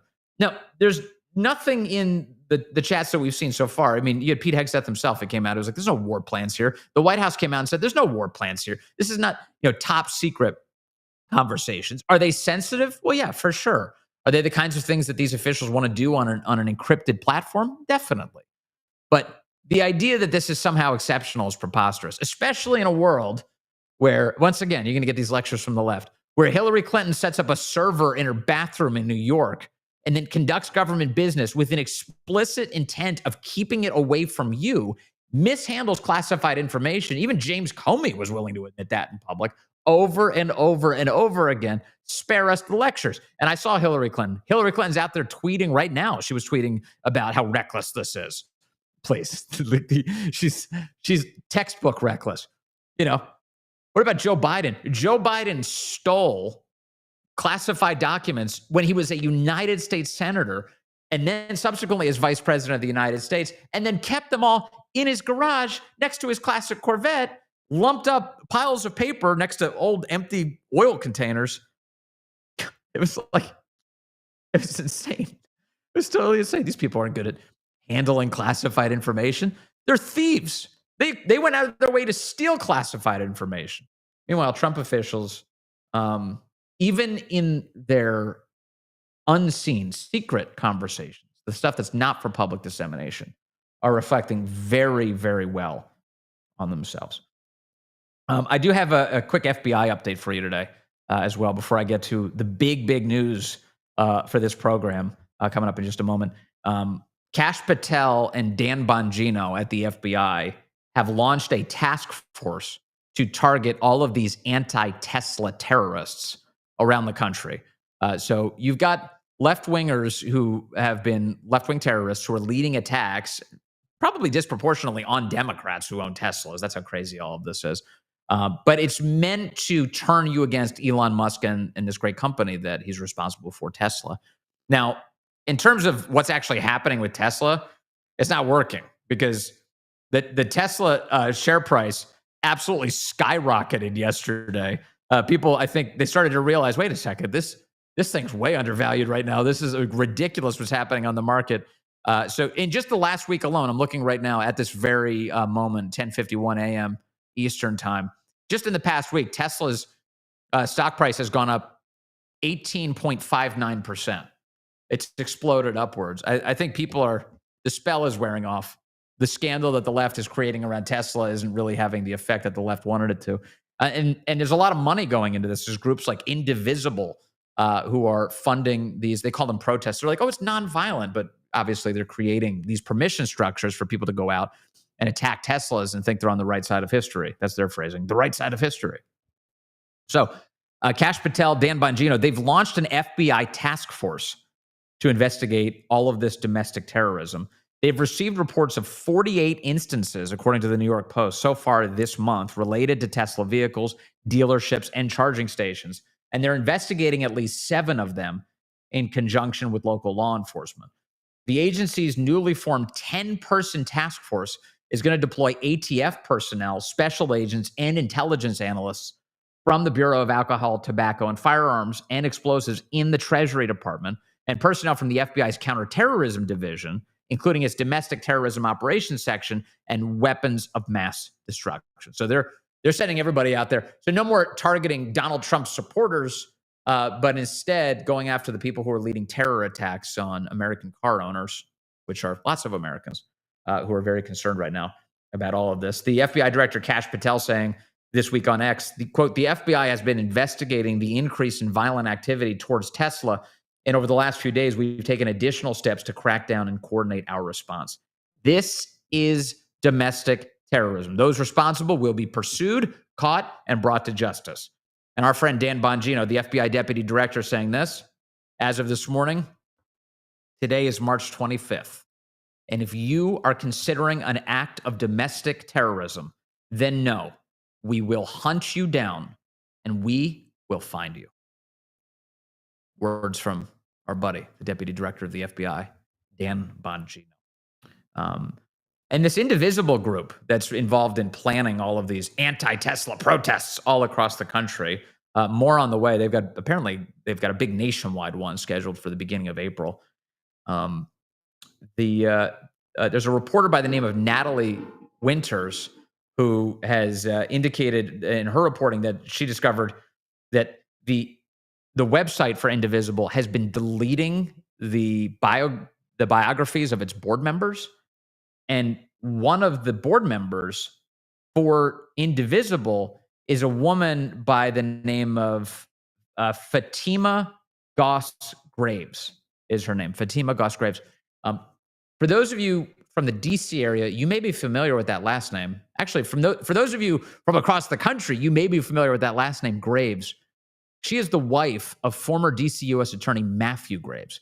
Matthew Graves is the U.S. Attorney in DC who was leading, I think, all of or almost all of the prosecutions against the January 6th detainees. He's the guy who is destroying the lives of Trump supporters. Meanwhile, 70% of the arrests that occurred in the District of Columbia that he is supposed to be prosecuting, 70% of the time, when cops would put cuffs on bad guys, He didn't prosecute them. So he allowed crime to run rampant in your nation's capital, and then he used his power to hurt Trump supporters at every possible turn. Meanwhile, his wife is a crazy left-wing activist.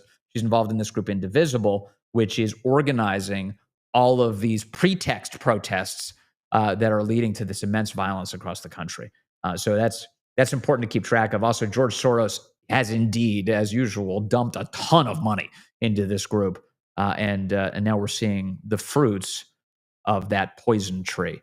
It's really, really disgraceful. All right. The big news today for you, for all of you, how many people we have on Rumble right now?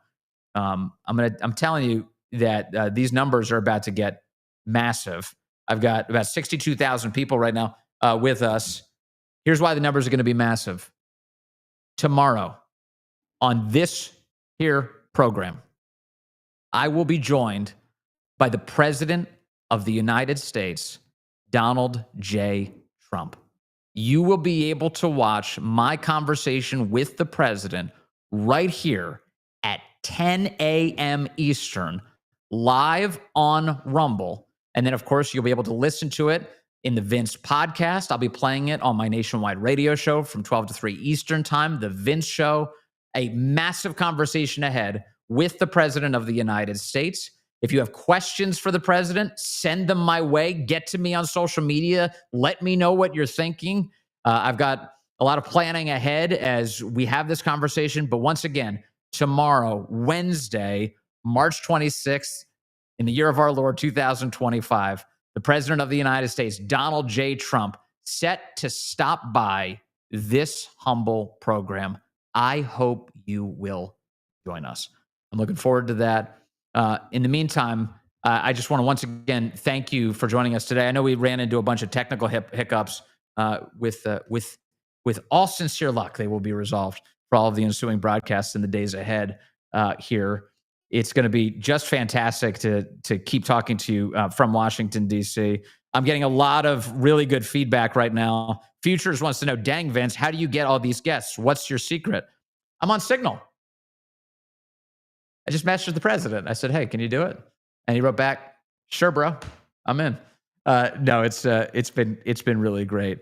We've got a lot of American flags coming in. Trump, yes, the man on the show. Lots of emojis of President Trump. I love the dancing Trump emoji in the chat right now. Get some dancing Trump emojis up in the chat. What a get, Vince. What a get. Yeah, I know. And then here's the key. Somebody just asked, how many hiccups will there be tomorrow? Rob Duff asked 0. Right? Am I right about this, fellas? I'm getting 0 hand gestures right now. 0 hiccups tomorrow. There's no room for mistakes. Can't have mistakes. The President of the United States joining us tomorrow on this program. I can't wait to join you again. Can't wait to be with you again. Up next, Rumble's been doing this amazing thing where we have a full day of live programming that doesn't consist of the kinds of lies that Jeffrey Goldberg has become accustomed to telling you. In fact, Rumble's just amazing. What an amazing free speech platform. By the way, I heard this morning that they're doing very, very well, which is good news for the rest of us. Rumble's doing great. Up next, Steven Crowder is going to be with you as Rumble sends you there. Thank you so much for spending some time with me today.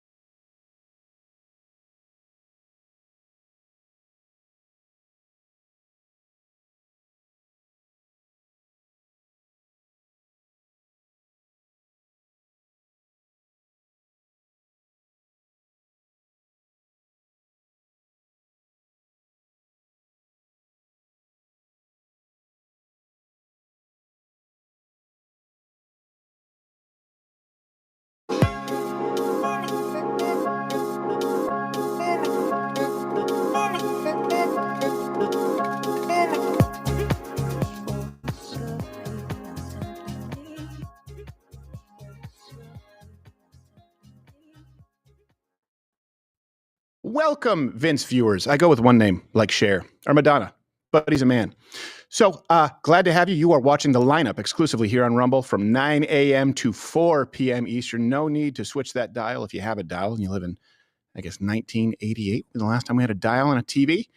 Download the Rumble app and follow us there. So that way you get notifications whenever we are live. If you are not a Rumble Premium member, you just get to keep on watching. It goes from show to show to show. It's the next evolution in live streaming Rumble. We own live. YouTube is dead. Rumble did it. Before we get to the intro here, want to let you know, today we'll be discussing the major screw-up of the Signal app debacle, but maybe not as big as the left is making it out to be. We'll go into some claims, truths, ins and outs. And look, hold your fire here because all of you will be equally upset. We are going to be asking and answering some of the AIPAC questions. Not the Jews, but AIPAC. I know there's been a rash of actual anti-Semitism out there lately, and there's also been a rash of false accusations of anti-Semitism to anyone who is critical of some policies where, some criticism may be warranted. We are going to go through all of that and more. Stay with us. It'll be a reasonable discussion, hopefully, but you don't know. It's the internet. This is Louder with Crowder.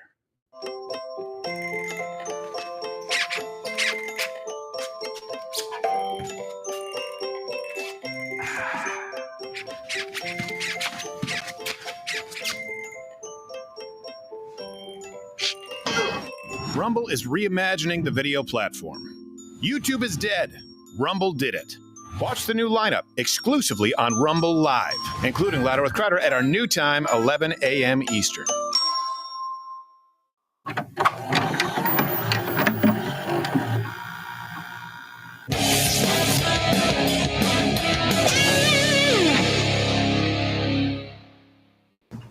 Hey, Josh, you want to come in my office for a second? Yeah, sure. Excellent. Please sit down. What's up, Sam? Nothing much. Just figured we could, kibitz a little bit, as they say, der Menschen tachen, Gott lachen, that kind of thing. Yeah, it's cool to kick back and relax a little bit. Sure. Definitely. Do you like the shashlik for lunch? Oh, yeah, it was great, man. Oh, a little spicy for my taste, but I ate it all, yeah. So I wanted to ask you, my people, they came from Kletsk. Where your people originate? What do you mean? Where your people from Zhankoye, Sopotkon, Vitebsk, Eretz Israel? Seattle. Oh. Yeah. Wait, Sam, I'm not Jewish. But Josh Firestein. No, it's Firestein. It's not Firestein, yeah. Oh. With an I. Firestein. Oh. Yeah. Okay. Get out. You really are. You can leave. Get out. Fuck you. Your mom's get out. Tweed wear. Get out, Putz.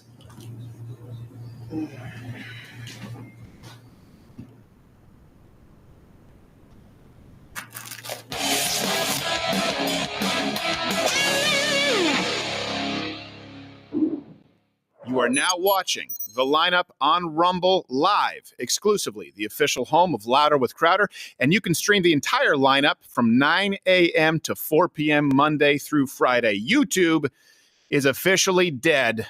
Rumble did it.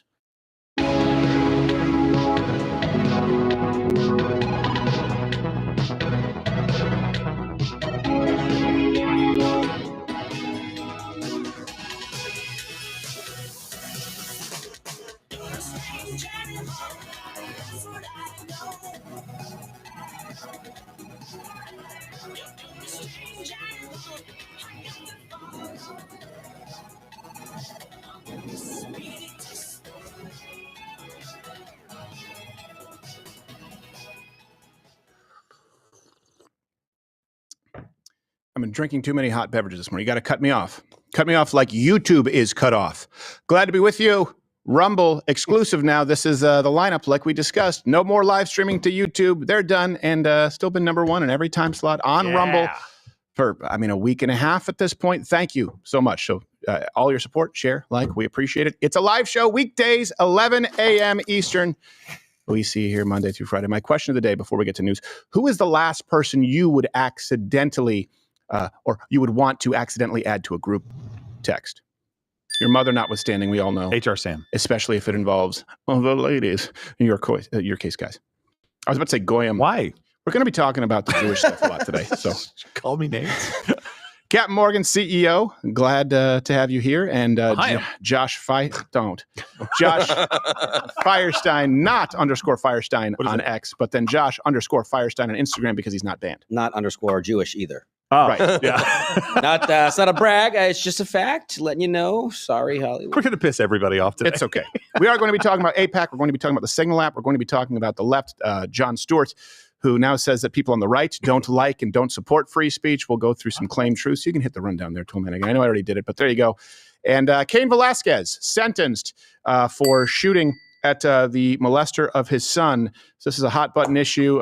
Just so you know, I'm not afraid to take the risky positions on this show as it relates to punishing or executing pedophiles. I'm pro. You can comment your grievance for it. I mean, even without trial, sometimes it's just, if the evidence is strong enough. Yeah, like Russia. So, yeah. I mean, they often they tend do to it right there. That's one They stab themselves 36 times in the back and they put themselves in shallow grave. Yes. And the judge says, okay. Oh, good enough for me. So yesterday, the former UFC champion, Cain Velasquez, was sentenced, including, by the way, some time served for a 2022 shooting incident that involved people in the car. Now, he shot someone who was driving the car, not the alleged child molester who had been systematically molesting his son at a daycare for a long period of time. And so Cain Velasquez did what most self-respecting fathers would do. He tried to pew-pew him.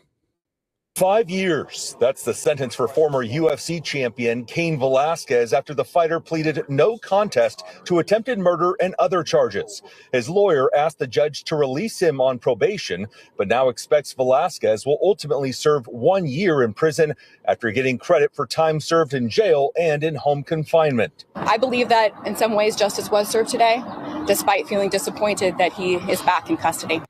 Now, to be clear, the prosecuting attorney wanted 30 years. What? 30 years. Velasquez shot at people in a car. It included the man Harry Goulart. I have not heard it pronounced, only read it, who allegedly was sexually assaulting his son. And by the way, multiple other children. And the reason that we have to say alleged is because the child molester allegedly in question still hasn't been sentenced, still hasn't gone to court. And so this does beg the question, look, our justice system, I get it. We can't have vigilante justice. I understand that. But when a man who shoots, who's never been a danger to society whatsoever, shoots someone who, with his verifiable proof from what he claims, molested his son, and the so-called molester is still going through the process, at what point do we say, hey, our justice system maybe has a problem? And the judge said this when he actually announced the sentence. He said, punishment comes in many ways, and one of the worst is forcing a father to not be present in his child's life. This is a tragic case. Mr. Velasquez is not a danger to public safety. Mr. Danger was his amateur fighter name. It's before he made the UFC. Yeah. So it's really sad. I mean, here's the thing. I kind of get it, but look, what are we doing here? This man has never been a danger to anyone else. He doesn't have any kind of a violent criminal record. He exclusively shot at someone. Now, he missed. That was his problem, who he believed molested his son. So he's really only a danger to people who are molesting children. This guy doesn't need to be rehabilitated, doesn't need prison for that. And then it comes down to what degree of punishment. How much do we want to punish people who shoot pedophiles? I don't know. I'm conflicted. I would say time served. Good enough for me. Next Don't case. Go shooting any more pedophiles that are on this logbook right here. I wouldn't even say that much. The logbook. Be a Gary Plausch. Yes. Yeah, exactly. And it's kind of funny, actually, if this judge says he's not a danger to society, that's actually better than normal because this guy's job was beating people up for a living. And he's not a danger to society. Most of those guys are. Yeah, but not society, just other people he had to face. In the well, that's what I mean. It's like, hey, he's controlling it. This guy found a creative outlet instead of being a serial killer. Fantastic. Which, by the way, if you're that child molester, I mean, you deserve every consequence that's coming at you just for the fact that you're a moron. Yeah. Well, just put him in the same Manifest prison. Destiny should take care of you because you molested a UFC champion's son. Yeah. No. What a retard. Yeah, exactly. I would agree. And the left would be more offended at the use of retard than the man who molested a son. And to be clear, you know what? Maybe he's perverted. Maybe that's part of the thrill.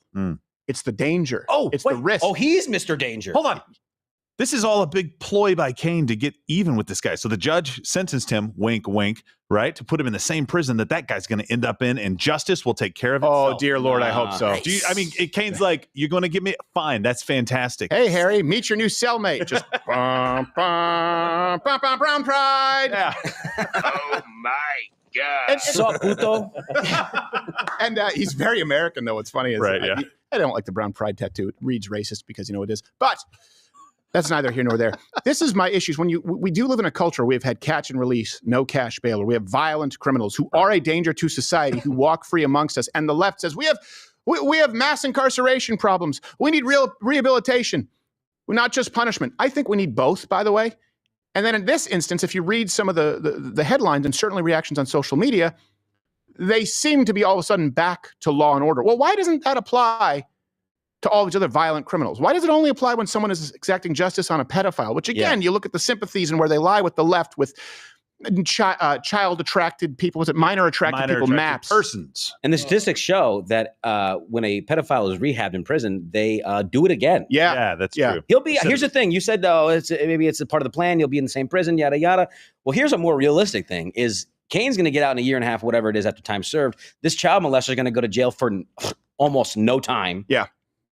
And he's going to have Cain Velasquez on his ass. Yeah, I hope so. For the rest of his life. Yep. Now, don't use a gun next time. You're Cain Velasquez. Make him feel it. A little ground and pound. Work him a little bit. Brass knuckles. Soften him up. Never in a locked vehicle. I mean, he's not the Hulk. Even bring someone with an air horn so you like set rounds just so you sit him down for a while and stare him down so he knows more is coming. Yeah, give him an IV. It's a weigh-in. They just prop him up, sit him down here. Okay, you got 24 hours before the fight. So here's a press reaction from, I think this is San Francisco Gate. It says, former UFC heavyweight champ gets 5-year sentence for vigilante justice shooting case. From Time, former UFC champion Cain Velasquez sentenced to 5 years in prison for vigilante shooting spree. Shooting spree? While at the same time, many of these leftist publications either allowed, advocated for, or were understanding of catch and release policies, not only for violent felons in our major cities, but even at the borders. So I guess they like brown people, just not if they're American shooting pedophiles. That's the key thing, shooting pedophiles. Yep. They don't want you to shoot pedophiles. Why? Seems pretty cut and dry because they like them. They are one. Yep. The Democrat Party, just remember that. When you think Democrats, think pedophiles. And by the way, trigger. I tell you what, pedophilia, because we're not afraid to go against the grain. Pedophilia is, by the way, is strongly condemned, but we're outsiders here at Rumble. And if you are not a member, Rumble Premium, $99 annually or $9.99 a month, you can get $20 off today. Use the promo code Rumble Live. Mug Club is Rumble Premium. Rumble Premium is Mug Club. You get us. You get 100% more show. You get Dr. Disrespect. You get Nick DiPaolo. You get Donald Trump Jr. You get everything ad-free and more. And with this show, you only get one sponsor spot in a show because we forego many, many, many millions to be beholden to you. Let's go on. And if not, continue watching for free. You watch Tim Pool. You can watch for free or you can support. Choice is yours. We hope we make it worth your while. Let's go to the Trump administration and the big story right now. They're talking about it with Rogue on CNN. Okay. So for those of you who don't know this story, if you haven't been following it, it's not good. Okay. This doesn't reflect well upon this administration in the sense that someone needs to be fired. Hint, hint, Mike Waltz. He should be fired, right? We get it. But there are a lot of claims that are simply not true out there. There's a lot of misinformation surrounding the story. And so that's what happens. You take a kernel of truth on which we can all agree, okay, national security is important. We understand it. And then people start embellishing and adding lies to it when it's not really necessary. So we'll go through some of that. So hopefully you can make sense of it. Links in the description. As always, the references every single show. The Atlantic editor, I guess editor-in-chief, Jeffrey Goldberg, not to be confused with Jonah Goldberg. A lot of people are getting that wrong. He released that he was, and by the way, this guy is garbage. So that is important. Just Jeffrey Goldberg is garbage to begin with. Start there. He didn't do anything necessarily wrong here. He was added to the signal chat. But this is the guy who, if he had anything that was classified, he would have released it because he fabricated stories like losers and suckers. It only costs $60,000. It's too much to bury a Mexican. That came from this guy. Okay. So this is not the beacon of integrity that he wants you to believe. Jeffrey Goldberg told the public that he was added to a high-level government chat on Signal where they were sharing war plans. Listen to this. The National Security Council is right now trying to figure out how a reporter from The Atlantic was added to a group chat discussing upcoming military strikes against Houthi rebels in Yemen. That's right. Atlantic reporter Jeffrey Goldberg says he was added to a small group on the messaging app Signal that included Defense Secretary Pete Hegseth. She just repeated Vice herself President JD exactly. Vance, Secretary of State Marco Rubio, and Director of National Intelligence Tulsi Gabbard. Okay, so quick timeline. They're on Signal. The people who were mentioned there, National Security Advisor Mike Waltz added Goldberg. All right. It was a group called the Houthi PC Small Group where they discussed the attack on the Houthis and the United States bombed the Houthis. It worked anyway. So at the end of the day, there wasn't anything that was particularly, I should say, poignant as far as military secrets, because, of course, if this was leaked to a left-wing press, they often support our enemies and would likely give them a heads up, especially if it's Hinkle. It's not good, but I don't really know that there's a whole lot to come of this other than someone needs to be fired and people need to be careful. I also understand why they would move to Signal. Doesn't mean that it's right, but I can understand the logic. We'll get into that. President Trump, Secretary Hegseth, they both addressed the controversy yesterday with President Trump finding out seemingly live, and it's entertaining. I don't know anything about it. I'm not a big fan of The Atlantic. To me, it's a magazine that's going out of business. I think it's not much of a magazine, but I know nothing about it. You're saying that they had what? They were using Signal to coordinate on sensitive materials and having to do with what? Having to do with what? What were they talking about? With the Houthis. The Houthis? You mean the attack on the Houthis?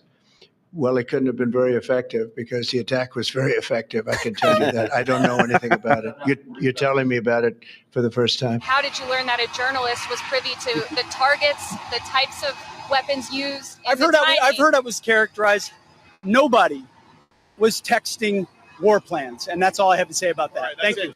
And to be clear, it doesn't really seem like there were serious war plans that were being discussed. And if you actually read the conversation, I will say this, silver lining, I'd like to have a beer with those guys. They're pretty consistent. Yeah, they're tired of Europe. They don't like terrorists. There's nothing really damning in there. Well, what is except damning Mike is the act. What was that? I won't want to have a beer with Mike Walls. No, neither would I. He'll invite all kinds of dorks. Apparently, Donald Trump will. He's coming out and saying right now that he's not going to be fired and that this was just an accident. So that's not ideal. Not ideal. But I also understand, look, to be clear, them going to Signal, I understand the presidential records? Yeah, record preservation across the government, basically, that you can't. And I understand they have to go through specific sort of government applications, encrypted services. That being said, the first term of this administration had more leaks than any administration in our lifetime. And so if you're trying to drain the swamp and you don't know who's a friend amongst you, you discuss the official battle plans through the official channels that are required. And then you have the contextual conversation that you don't want these people reading because they're likely to leak it to the press, where, Pete Hegseth probably doesn't want the press knowing that he calls them a bunch of Eurofags. I like that he does. Doesn't make it right, but I can understand. I mean, we've had that here, right? We've had leaks online by accident, which is why we've moved to encrypted apps like Signal, just like this happened last week when we were planning lunch.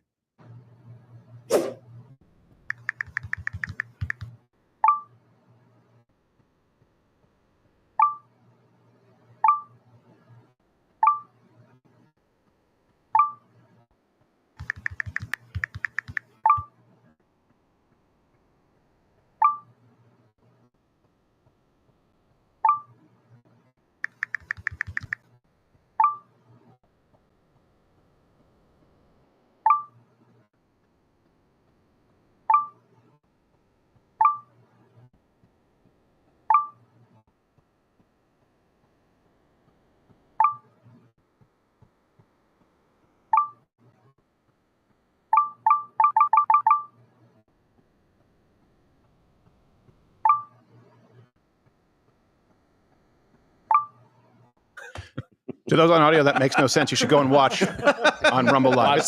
This is not just an audio podcast where we're talking to a microphone. There's a lot of spared no expense. So let's go through some claims and truths here just so we can clear some confusion up. Here's a claim that you will hear made across the media that top secret war plans were divulged. Jeffrey Goldberg reporting he accidentally received top secret war plans from Defense Secretary Pete Hegseth after he was included in a group chat on the encrypted messaging platform Signal. Okay, here's the truth. These were not top secret war plans. This was seemingly an informal check-in with people who seem to be friendly, by the way, after the planning had already been done. It's battle plans versus beer talk. In other words, you have a meeting, let's say, at the Pentagon. Okay, great. We're going to set a battle plan. Go. Hey, you guys want to go out for a couple of beers afterwards, or you want to go grab lunch? And then you talk about it contextually, which we all do. Yeah. It's just we live in an era where everything is written down and people want to weaponize something against you. Again, Waltz made a huge mistake, huge screw up, but these were not top secret battle plans. And the journalist in question, Goldberg, has provided no proof whatsoever that there was anything top secret discussed. And if there happened to be, you know he would release it because he has no conscience or moral integrity. This is the guy who ran with stories of Donald Trump saying losers and suckers about our military. Right? He's actually been involved in the fabrication of stories to try and damage his administration. If he had anything, he would have used it. Right. And so the only pushback that we have right now regarding this is from Tulsi Gabbard this morning. Not just the only pushback, but on the record before this committee, she's DNI. She said no classified information was shared in that chat. So it's up to Goldberg now, I guess, to show some proof. And I don't know if he'd get in trouble for doing that. Well, and Waltz did say, oh, maybe there was some classified information that was shared to try and keep the story from getting out. That seems like he's covering his own rear, and that doesn't reflect well upon him. No. I think he should be fired. Yeah, he's a national security advisor? Yes. I nationally advised that he'd not do that anymore. Yes. Nothing related to security. Yeah, let me advise you on the security of your job. It's gone! Bye-bye! Here's another claim that's making the rounds out there, all references available, that the leaked chats show some discord among the ranks over there at the Trump administration. In this chat, there was a moment where J.D. Vance questioned First off, pause for a POTUS's second. judgment. It's very hard to take a journalist seriously who looks like that chick from Nightmare Before Christmas.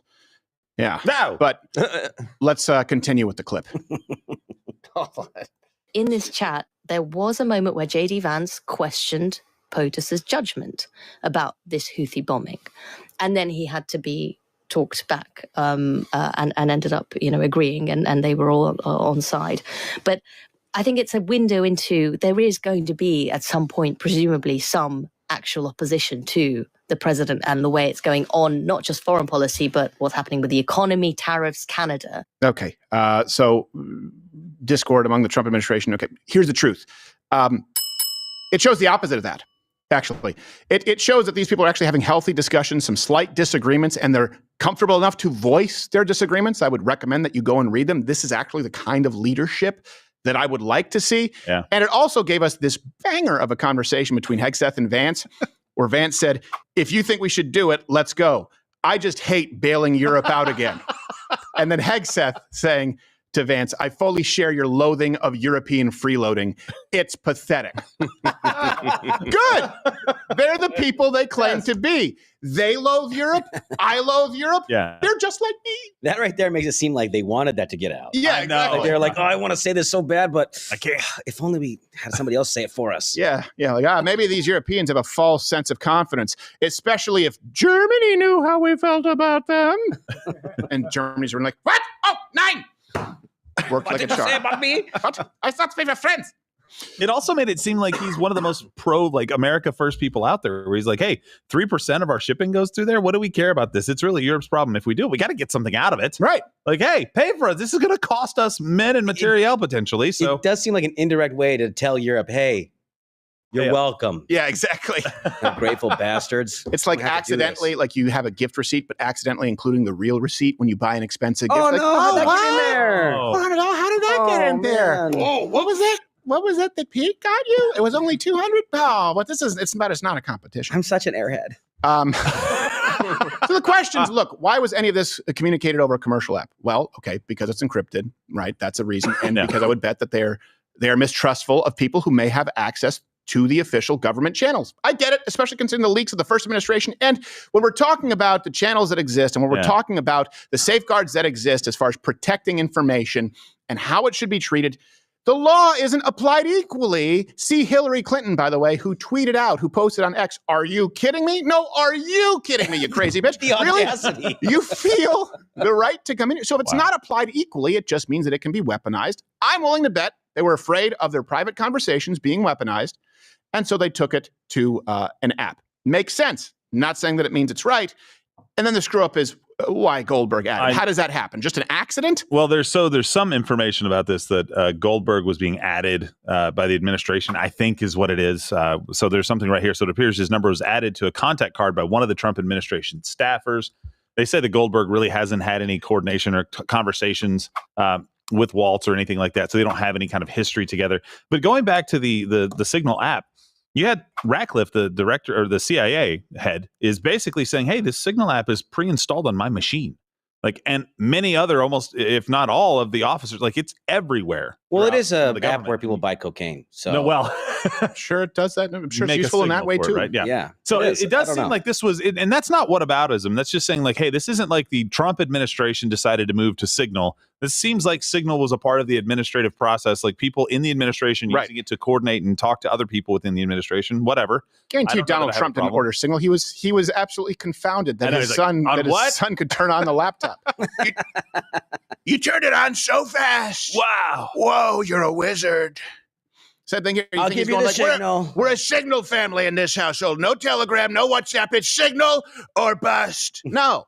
It's clearly something like it makes sense. They're using an encrypted app. What's going on, Gerald? I hear you. No. It's good. It's good. Okay. Good. The other thing, too, is Waltz. All right. If he did add Goldberg, whoever added Goldberg. Look, if Goldberg had classified information that would be damning in this administration, you know that you would have heard of it. This is the guy who was at the center of the suckers and losers story. Remember, he called our military suckers and losers. Mm-hmm. The Vanessa Gillen story where she said that Trump said it doesn't cost $60,000 to bury an effing Mexican. No. Like, so I would this guy has no surprised integrity. if it cost $60,000 to bury a Mexican. The Mexicans would be surprised. They would too. Yes. They'd have to spend time converting the currency. Like well, if the Mexicans are doing it, it's like $100. Yeah, pretty much. Yeah. Is there anything new that? No. That all was just the update so far. But we'll see if anything else comes from the hearing. This wasn't about this, by the way. They just happen to have these people in front of them today. So you guys can comment below your thoughts if you think that Waltz needs to be fired. I think that this is a mistake that could be handled well. Waltz is probably going to have to be laid off. And if they don't, then it's going to snowball into a bigger. Somebody's got to take the fall for it. I'm sorry. It is a mistake. It's going to haunt you for the next 4 years. I mean, we got to think about that. We're just now 2 months in. Yeah. That's going to haunt you if you don't fire him. And don't be careless out there. Just really be careful. All right. Because they're always watching. Who's they? Al Jazeera. Let's get to the AIPAC question. Oh, now, find every tree. This is something that and just please give me a moment to explain some context here.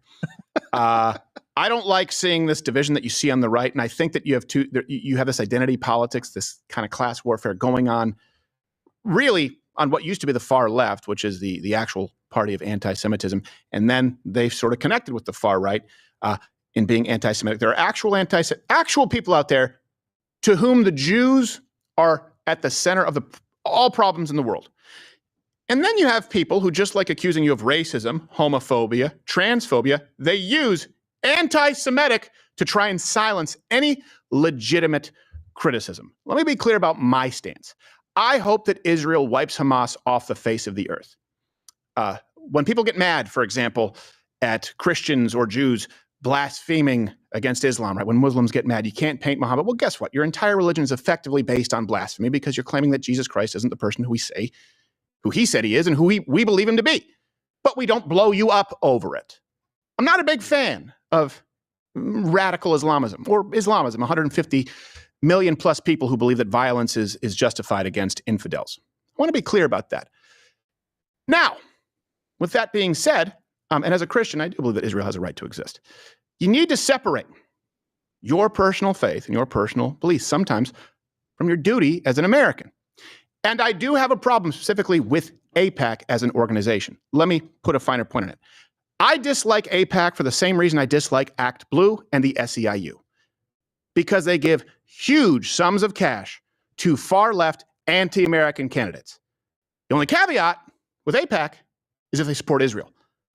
Now, I have no problem with someone who supports Israel. I have a problem with someone who's anti-First Amendment, anti-Second Amendment, right? Who's pro-abortion, because I passed a litmus test, pro-Israel. And so you see AIPAC supporting. You cannot give money to a far-left Democrat in 2025 and claim that you love America. I'm a Christian. I believe in charity. We all do. At least 1/10 goes to the church, right? A tithe. I also understand that as an American, I shouldn't be voting for the United States to be the charity of the world, because that's not my role as an American. It's a system of government. I should personally be charitable. It's not the United States' duty to effectively spend themselves into oblivion, into greater debt, in order to help Zambia, Ghana. Same thing. I personally support Israel's right to exist, and of course, their war against Hamas right now. That doesn't mean that our policy should at any point place allegiance to Israel or some kind of lobbying group above that of the United States. Does that make sense? Yeah. I'm a Christian first, and then I'm an American. But as it relates to our system of government, my duty is as an American first. And I understand you can be Jewish and American. But as an American, it is your duty when you vote and we discuss politics to place this country first. The founders were very, very clear about that.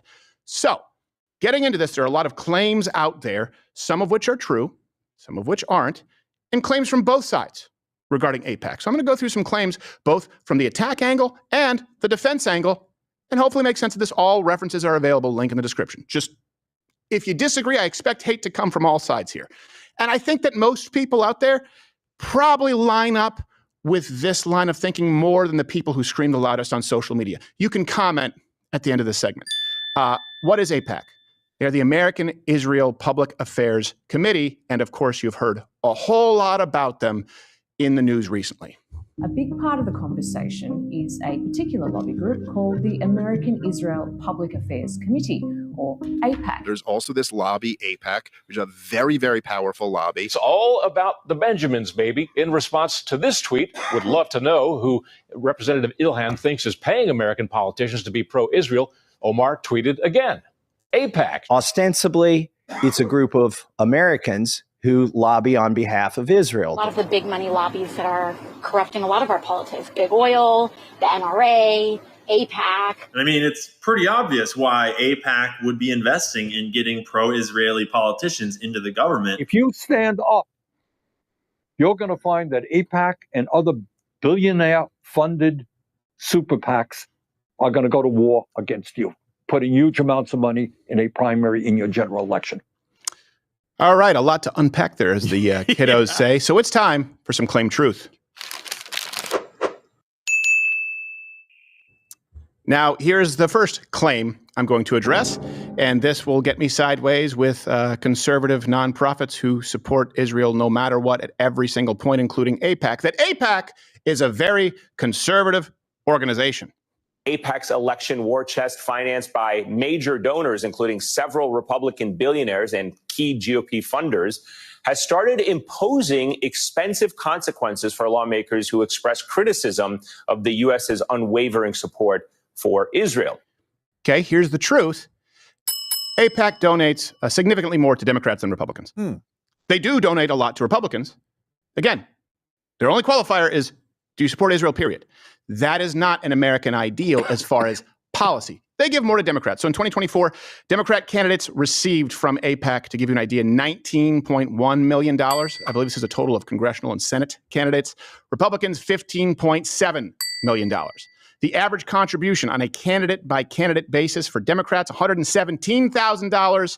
For Republicans, $66,000. So almost twice given to individual Democrats, to be clear. Let me give you some examples, by the way. And this is, look, I'm a Christian, and I sat in an evangelical church where, yeah, it was always support Israel. And by the way, of course, as Christians, we do believe that they have the right to exist to that land. Fine, but I'm separating that here. I didn't realize just how corrosive it was to have such a large organization supporting awful people who seek the destruction of your country. And here's the thing. That has nothing to do with Jews. For example, AIPAC gave $866,000 to Hakeem Jeffries, $519,000 to Debbie Wasserman Schultz, Kirsten Gillibrand, $480,000. Nancy Pelosi, only $8,000, but she doesn't need it. She has insider trading to fall back on. They gave her money in other ways. Yeah. So this is the issue here. You have people on the evangelical right who believe that Israel's our greatest ally. That certainly is likely the case, can be argued. That doesn't mean that AIPAC is if they're giving to Debbie Wasserman Schultz and Hakeem Jeffries, and they brag about how 98% of their candidates are elected. Well, hold on a second. Let me ask you, am I supposed to be on board with AIPAC? Does it make me anti-Semitic if I don't abandon my pro-First Amendment principles, my pro-Second Amendment principles, my pro-life principles? Why would I abandon all those principles just because your only qualifier is supporting Israel? I do support Israel. I don't support those candidates, and I don't support a giant organization giving those candidates money. because you're actively fighting against the United States of America. Their primary goal, AIPAC, is to get pro-Israel candidates elected. That's it. That does seem to me perhaps anti-American. This is from its own website. They spent $70 million in 2024 to support pro-Israel candidates, and 90-something% of the candidates won. They even brag that they helped defeat huge Second Amendment advocate Brandon Herrera in his primary because he was not pro-Israel enough. It's like those people who say, I've been a Republican, but I can't vote for Donald Trump. It's a matter of principle. Okay, so the alternative? You abandon all your principles to vote for Kamala Harris because you don't like Donald Trump? He may not be pro-life enough for you. It's a state, when we're talking about the state issue, Supreme Court. Okay, fine. The choice is a candidate who supports abortion all the way up until including birth, period, and violating your right to self-preservation and transitioning minors. Why do you not have a problem with abandoning all of those principles? Right. Why are conservatives expected to abandon all these principles? Because they're afraid of being accused of anti-Semitism if they have a problem with AIPAC supporting Hakeem Jeffries, Wasserman Schultz, Pelosi, Gillibrand. The only qualifier of AIPAC, and this is what I believe people have a problem with, it's a legitimate gripe. The only qualifier is, do you support Israel regardless of any other constitutional stances? And that's the only thing that this group cares about, lobbying American representatives as they advocate for American policy, and they're giving you money. Okay, Mr. Candidate, where do you stand on the Constitution? It's an antiquated doctrine that's in need of a few updates. Uh-huh. And your stance on the First Amendment? Scrap it. Got it. How about the Second Amendment? I'd take the axe to that. And where do you line up on Israel? Pro-Israel. Here you go. That is documentary footage. That was easy. By the way, it's incredibly responsible to be pro-Israel and also be pissed off at some of the things that Israel does, right? Sure. Jesus was exactly this, incredibly pro-Israel, but stood in the temple and basically lambasted them for what they were doing and got really annoyed by them as well. I'll just have you say sometimes like, how long do I have to put up with these people? Oh, if Jesus went to AIPAC headquarters, he'd at least flip a table. One or two. Yeah, absolutely. You can do both. He'd probably curse some of their fig trees. Yeah. Never producing again. Blow out a menorah, all of it. Yeah. How do you feel about that? Enjoy your Hakeem Jeffries. So here's another claim that I'm going to go through. And now this is going to anger, unfortunately, the actual anti-Semites of the audience. And it's a very, very rare thing. But if you believe that Jews are the cause of all problems in the world, okay. I just ask that you apply your outrage equally. All right? And I'm applying it equally here. I have the same problem with AIPAC that I have with Act Blue. Or I have with whatever elect Hillary PAC today. I don't like them because I don't like our point of view. They hate America. It's that simple. But this claim that is being made is that AIPAC is the single most influential lobbying group in D.C. They control everything. Well, AIPAC is one of the two most powerful lobbies in the United States. Not just the most powerful pro-Israel lobbies, but most powerful lobby, maybe on par with the National Rifle Association. Okay. Here's the truth. No, it's not. So if you look at 2024 lobbying, we're sort of separating this here. AIPAC ranked 191st behind groups like the National Association of Realtors, Chamber of Commerce, and Meta. So Those if you think the Jews are behind it, Jews, yes, even. They're Jews. If you think the Jews are behind it, a lot of Pinterest moms with part-time realtors. Yeah, there's more money coming from Botox faces. Yes, exactly. This is just big botulism. Now, if you look at 2023 to 2024, specifically their direct contributions, AIPAC ranked 18th behind groups like Act Blue, WinRed, Future Forward USA, just to be clear. That's where they ranked here. So again, you can be upset about their influence because they may be advocating for another nation above the United States, but to say that they are the most influential is simply not. What's that, Josh? Snack time. What are you eating out of a stop box? Yeah, it's a great spot to hide my snacks from. You know who? No, I don't know who. I don't know. Don't stop. And by the way, it's for firearms. It's not for Captain Crunch. Captain Crunch. I don't have Captain Crunch money, dude. This is Colonel Munch.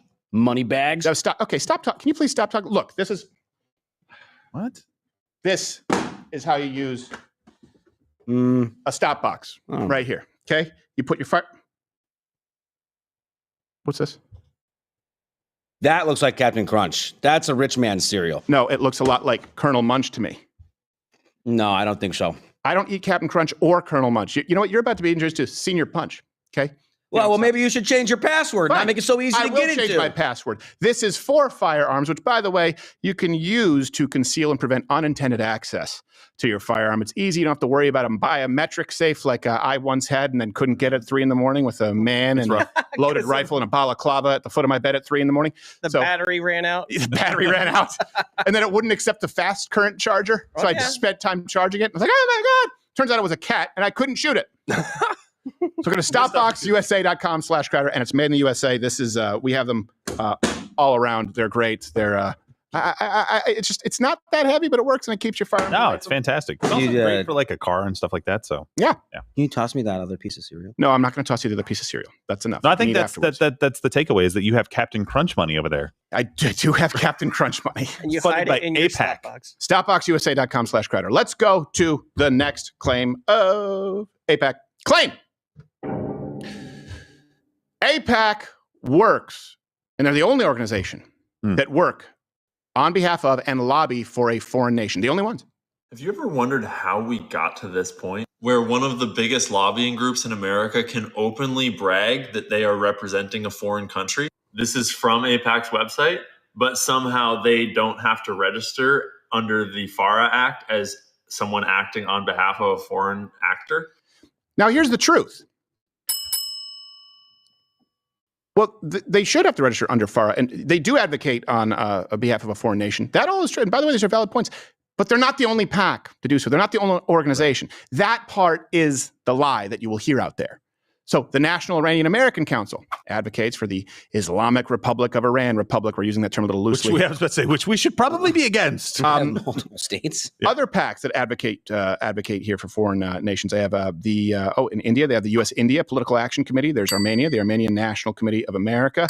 Taiwan, the Formosan Association of Public Affairs, FAPA, as it's called. Close. Now, let me be really clear here.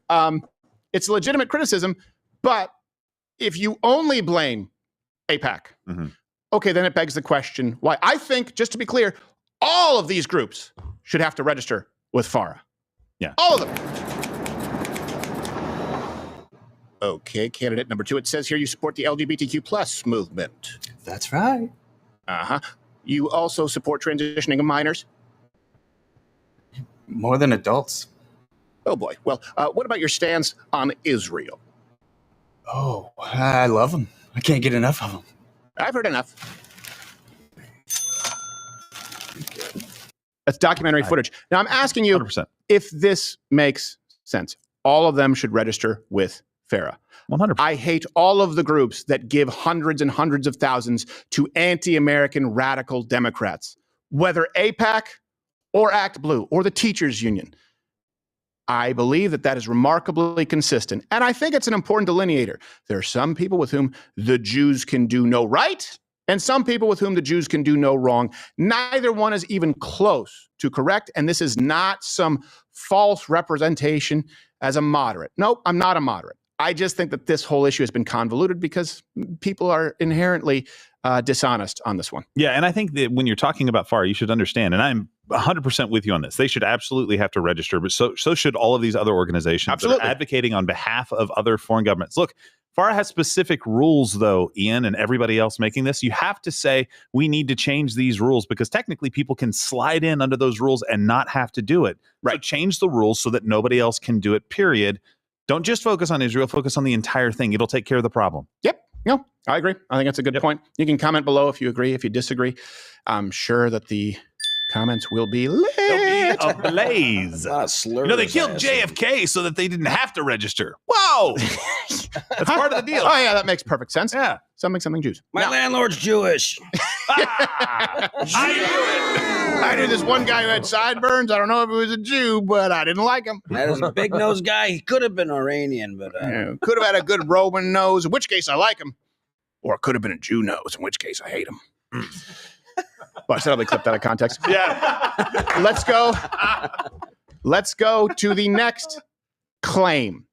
that is made, and you will see this again from people on the right. And people on the right who sell something wholesale and not acknowledge criticism, guess what? That foments more conspiracy theories and, frankly, disdain. So this claim that you will hear is we absolutely have to keep giving money to Israel because they are our greatest allies and it's necessary, something. Israel is a critical ally of ours, and I think most people understand the necessity of this funding. They're fighting for their very existence. They're the only stable democracy in the Middle East. Okay, here's the truth. No, we don't. Now, you could advocate that we should, and in some instances, because they are an ally, yeah, it makes sense militarily. But this idea that we simply need to send more money as a blanket statement, no, we actually don't. So between 1946 and 2024, we've given Israel around $300+ billion. Dang, and that's adjusted in aid. Inflation. Now that's since 46. Now, if we contrast that with Ukraine, $183 billion committed in just 3 years. In just 3 years. Right? It still is a lot, though, to Israel. And here's my perspective. You guys let me know if you think this is unreasonable. I dislike AIPAC for the same reason that I dislike ActBlue, right? We've gone through there. I think that they should have to register under FARA, just like I think these other nations should. They all should have to. How about maybe instead of saying we need to continue giving money to Israel as a blank check, and I understand the criticism, how about we just stop funding all sides of the war in the Middle East? How about we stop supporting Israel's enemies at the same time, which we are? Palestine, since 1950, they've sent them $6 billion in aid. When you look at Iran, not big fans of the Jews, the Obama administration gave them billions as part of the nuclear deal, right? Unlocked at least $50 billion in assets, $400 million in cash. Contrast that. Donald Trump, the sanctions cost the Iranian economy $1 trillion. Hey, that's more of a net benefit to Israel than sending them our money. And I know we don't necessarily send money, but again, the idea of supporting or being in supportive relationships with plenty of nations who want to wipe them off the face of the map. In other words, we say, hey, let's have a relationship with these people. Let's send them money, or let's have supportive trade with them. Oh, and they want to wipe these people off the face. Well, then let's send them some money. How about you just stop both? Israel would come out with a net win. So a good example of that, Qatar. 2022, the Biden administration designated Qatar a major non-NATO ally. Why? Why? By the way, what that means is it provides foreign partners with certain benefits in areas of defense, trade, and security cooperation. However, Qatar sends billions to Hamas, billions to Hezbollah, billions that they invest in American universities that they try and subvert. Qatar, we'll do a whole other segment on Qatar, by the way, in the future. They certainly are someone to watch out for. They have a lot of oil money. So they're modernized. It's amazing how successful you can be when you just throw a bunch of indentured servants, slaves at it. Mm-hmm. But if we just said, you know what, let's get out of the Iranian business. Let's get out of the Palestine business. Let's get out of the Qatar business. Guess what? Israel would be better off and we wouldn't have to be sending them so much money. I understand. I don't think it's anti-Semitic for someone to say we shouldn't be sending money to Ukraine. And I don't think we should be sending so much money to Israel. We can have a disagreement over policy, but I won't accuse them of being an anti-Semite. And I certainly won't accuse someone of being an anti-Semite simply because they have a problem with AIPAC. Yeah. Well, let me ask you this.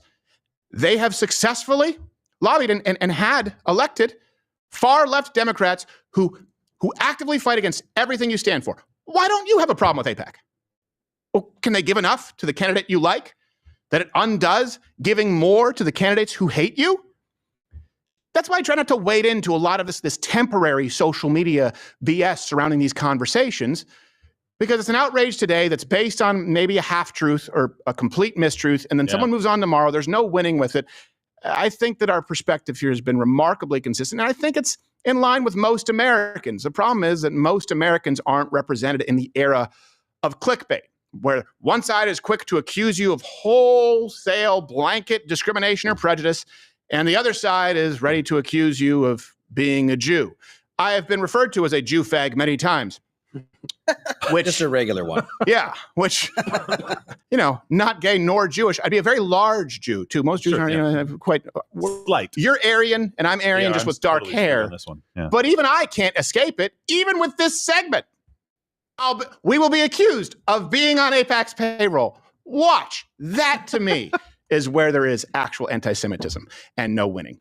AIPAC is not one of the top lobbying groups in this country. They are not a pro-conservative, certainly not a pro-Christian conservative traditional organization. They are one of the many foreign interests who are lobbying, who are not forced to register under FARA. And the United States is really funding both sides in the Middle East. But none of that matters. This is the thing with AIPAC. To me, my biggest problem is, wait, hold on a second. You claim to be a lobbying group for the United States. But the only qualifier is if they say, you don't care about anything else. Well, to me, you're not American. For example, we had a city council member, I believe in California, who in Washington, who was an actual cannibal. An actual cannibal made it to city council. And you wonder, wait, hold on a second. This is something in the margin that people don't think of. This actually allows radical fringe candidates to win elections. Why? They can be socialists. They can be pro-transitioning children. They can be cannibals, so long as they meet the litmus test of, but I support Israel, there's your cash. So it says here you're an actual cannibal. Well, cannibal is kind of a loaded word. There's a lot of misconceptions out there. You know, like I don't eat the whole person. Other parts? Yeah, you know, like a toe or a rib, maybe. All right, that's fine. What's your stance on aid for Israel? Love Israel. Almost as much as I love eating people. Shotzi.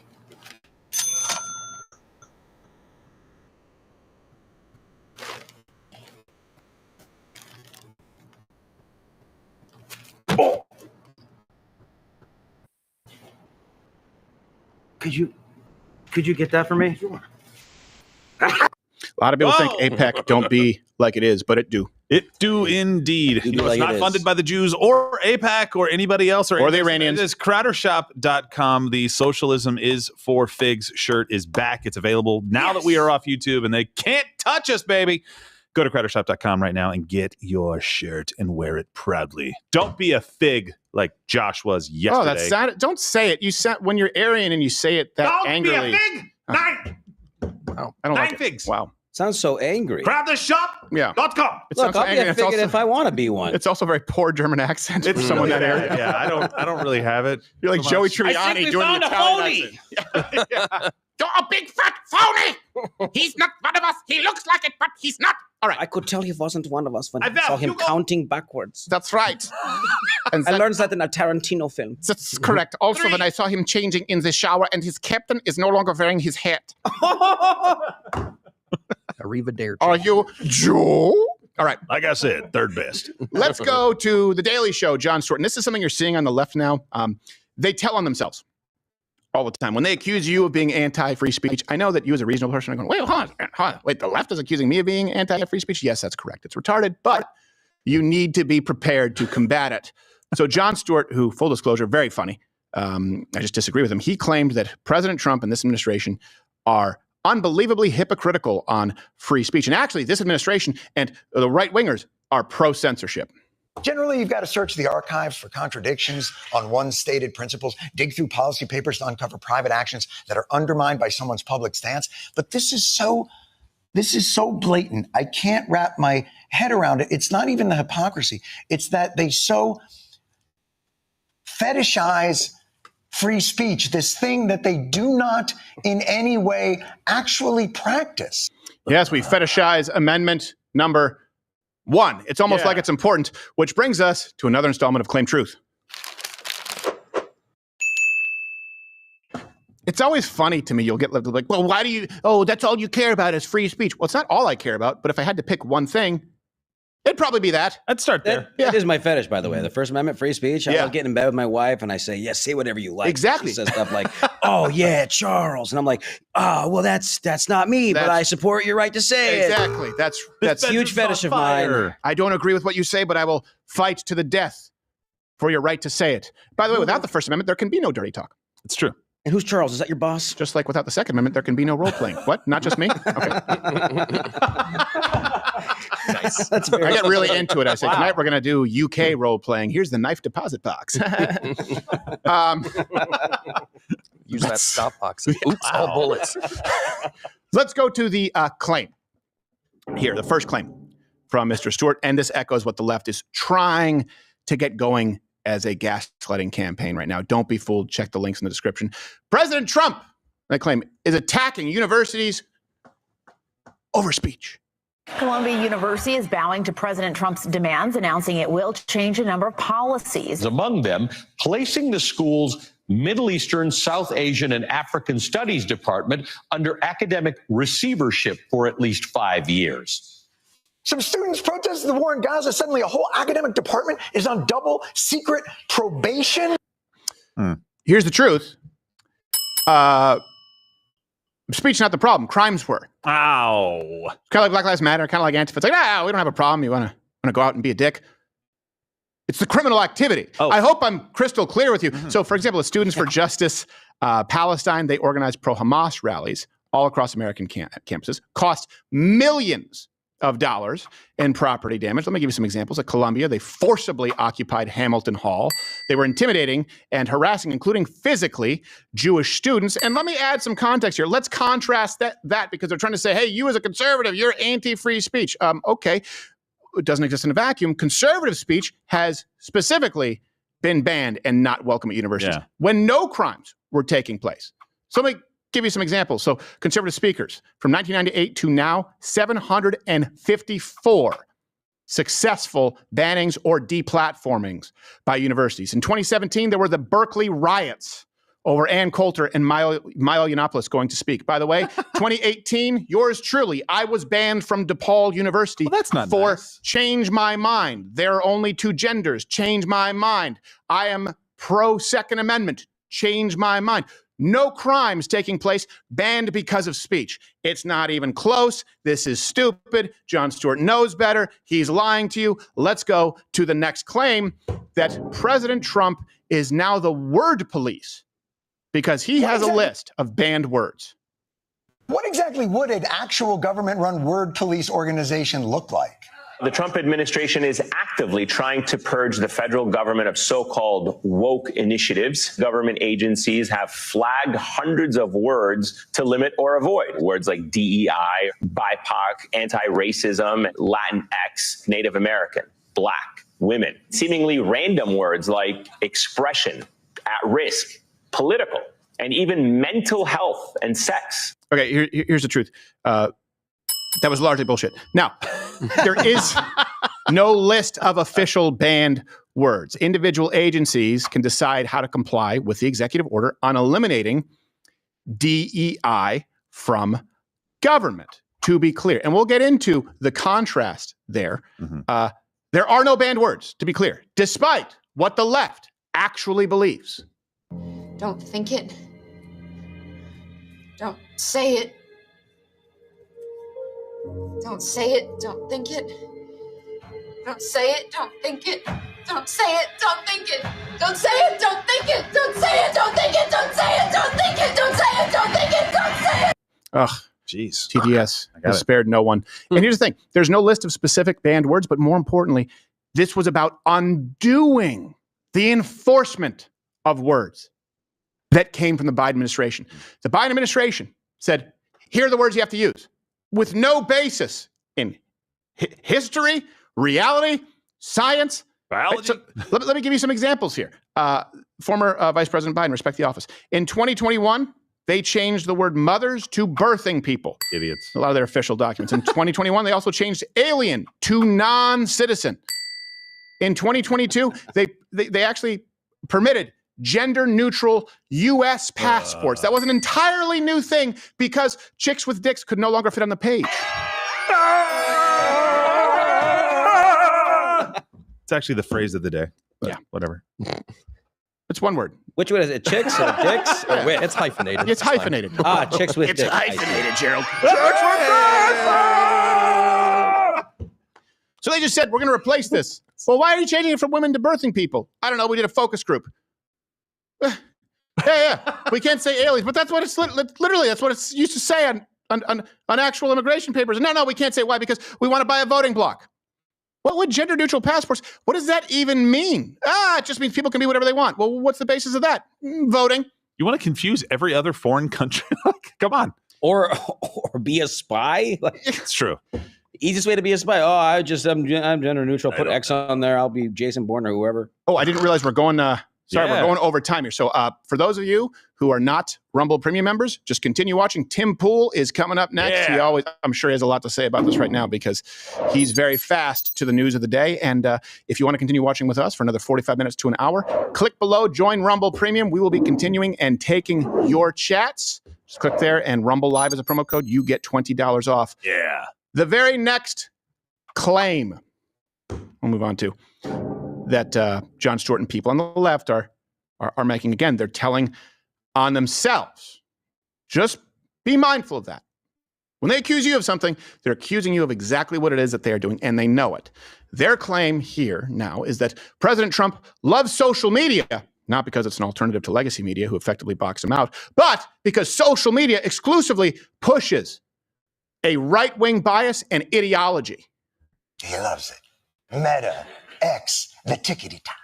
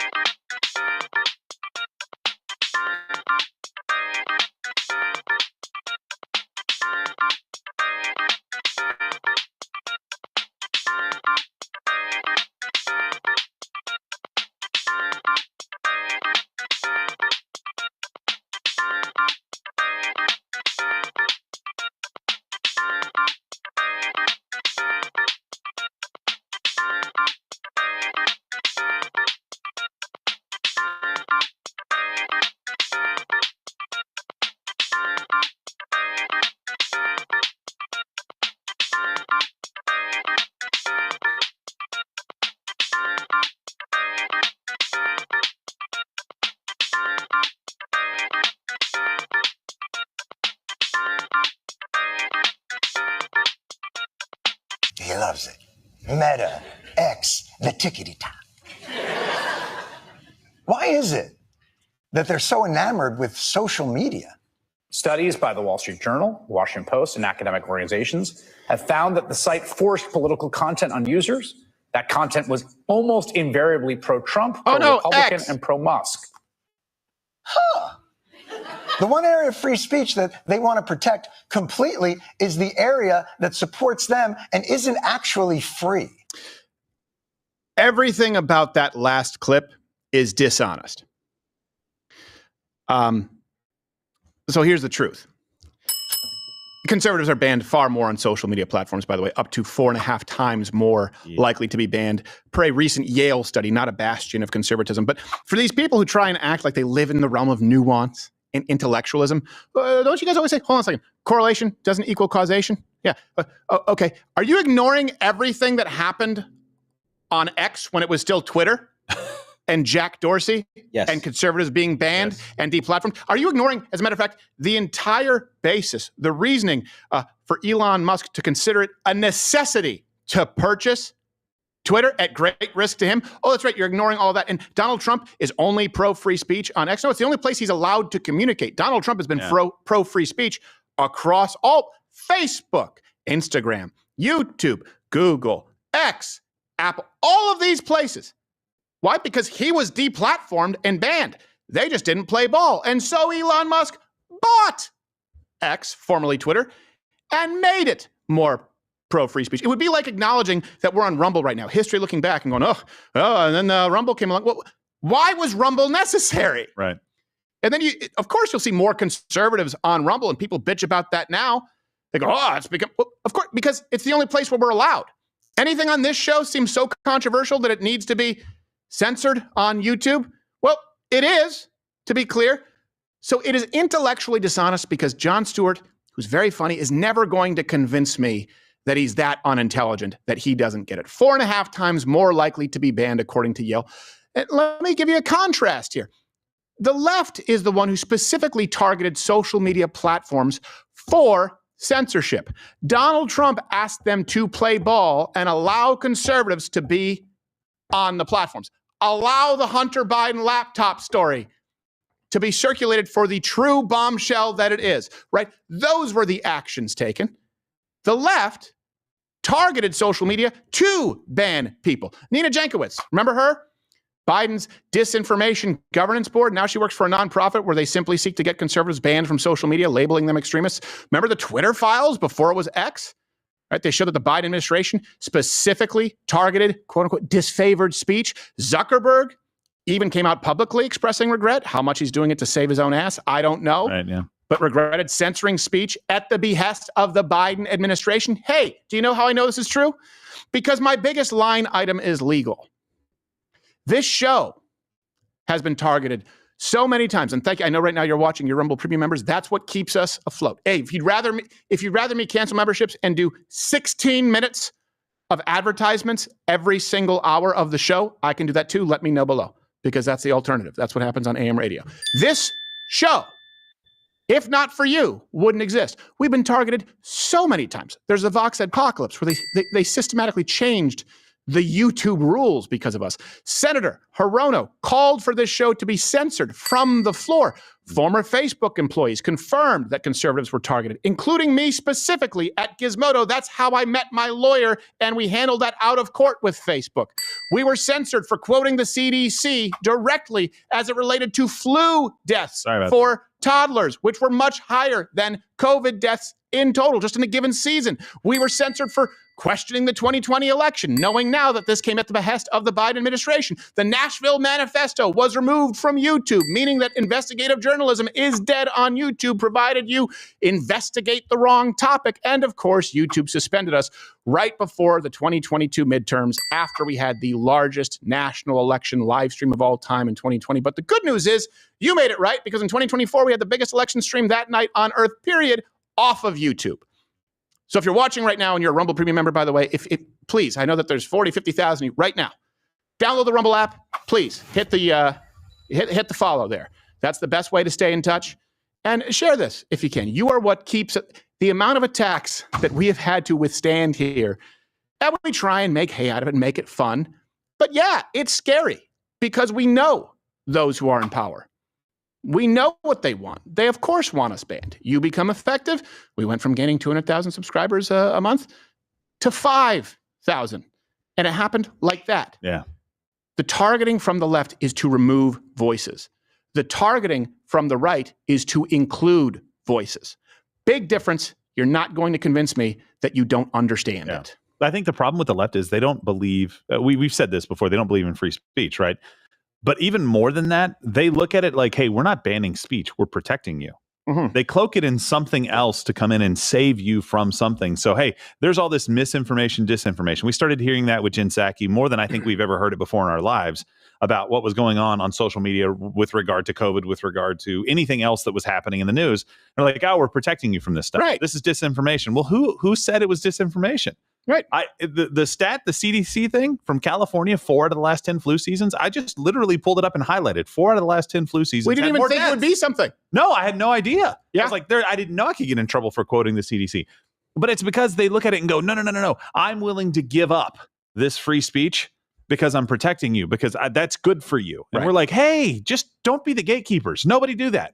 Everybody just have free speech. Yeah, we're fine. I realized that the other day because my kids are getting to that age where I have the lock on the trash can. Yeah. And my son goes, Dad, I can't put this in here. I said, well, that's because I put the lock on there for you. He goes, yeah, but that makes me, I can't put things in the garbage. I'm like, oh, I guess I thought I was helping you, but now you're old enough where you're not going to go through the trash. All right. You make a good point, son. But he's a child. Yes, we don't need the government to do that. That's the difference. Yes. I don't need every corner nerfed, to be clear. And by the way, I would rather people have the ability to go out and say stuff that's objectively wrong and offensive, honestly. than to silence them, because I can point at them and go, no, the USS Liberty most likely was not attacked by the Jews. It was on purpose to kind of pull us into a war. It was a 6-day war. Well, they definitely were attacked, but it was friendly fire, but it wasn't on purpose. The on purpose part. It was That's like, the key. That was totally on purpose, bro. Our friends did that. I completely, easily defeated that argument and said, you cannot say that. You can say you don't like what happened. But if that argument is, if they aren't allowed to make that argument, they should be allowed. Then it sits over here in some dark corner of the internet where nobody gets to go in and rebut it. Right. So you can't see, oh, somebody actually has a counterpoint to this. You can choose which one you believe, but somebody has a counterpoint. Yep. That's what we need. No, exactly. I want people to be able to hear the arguments so that we can shine a light on the truth of AIPAC. And those who have ears to hear will. And you guys let us know where you line up. And by the way, if same thing in chat, this is not an open platform, to be clear. This is for Rumble Premium members who are here, and there's a community.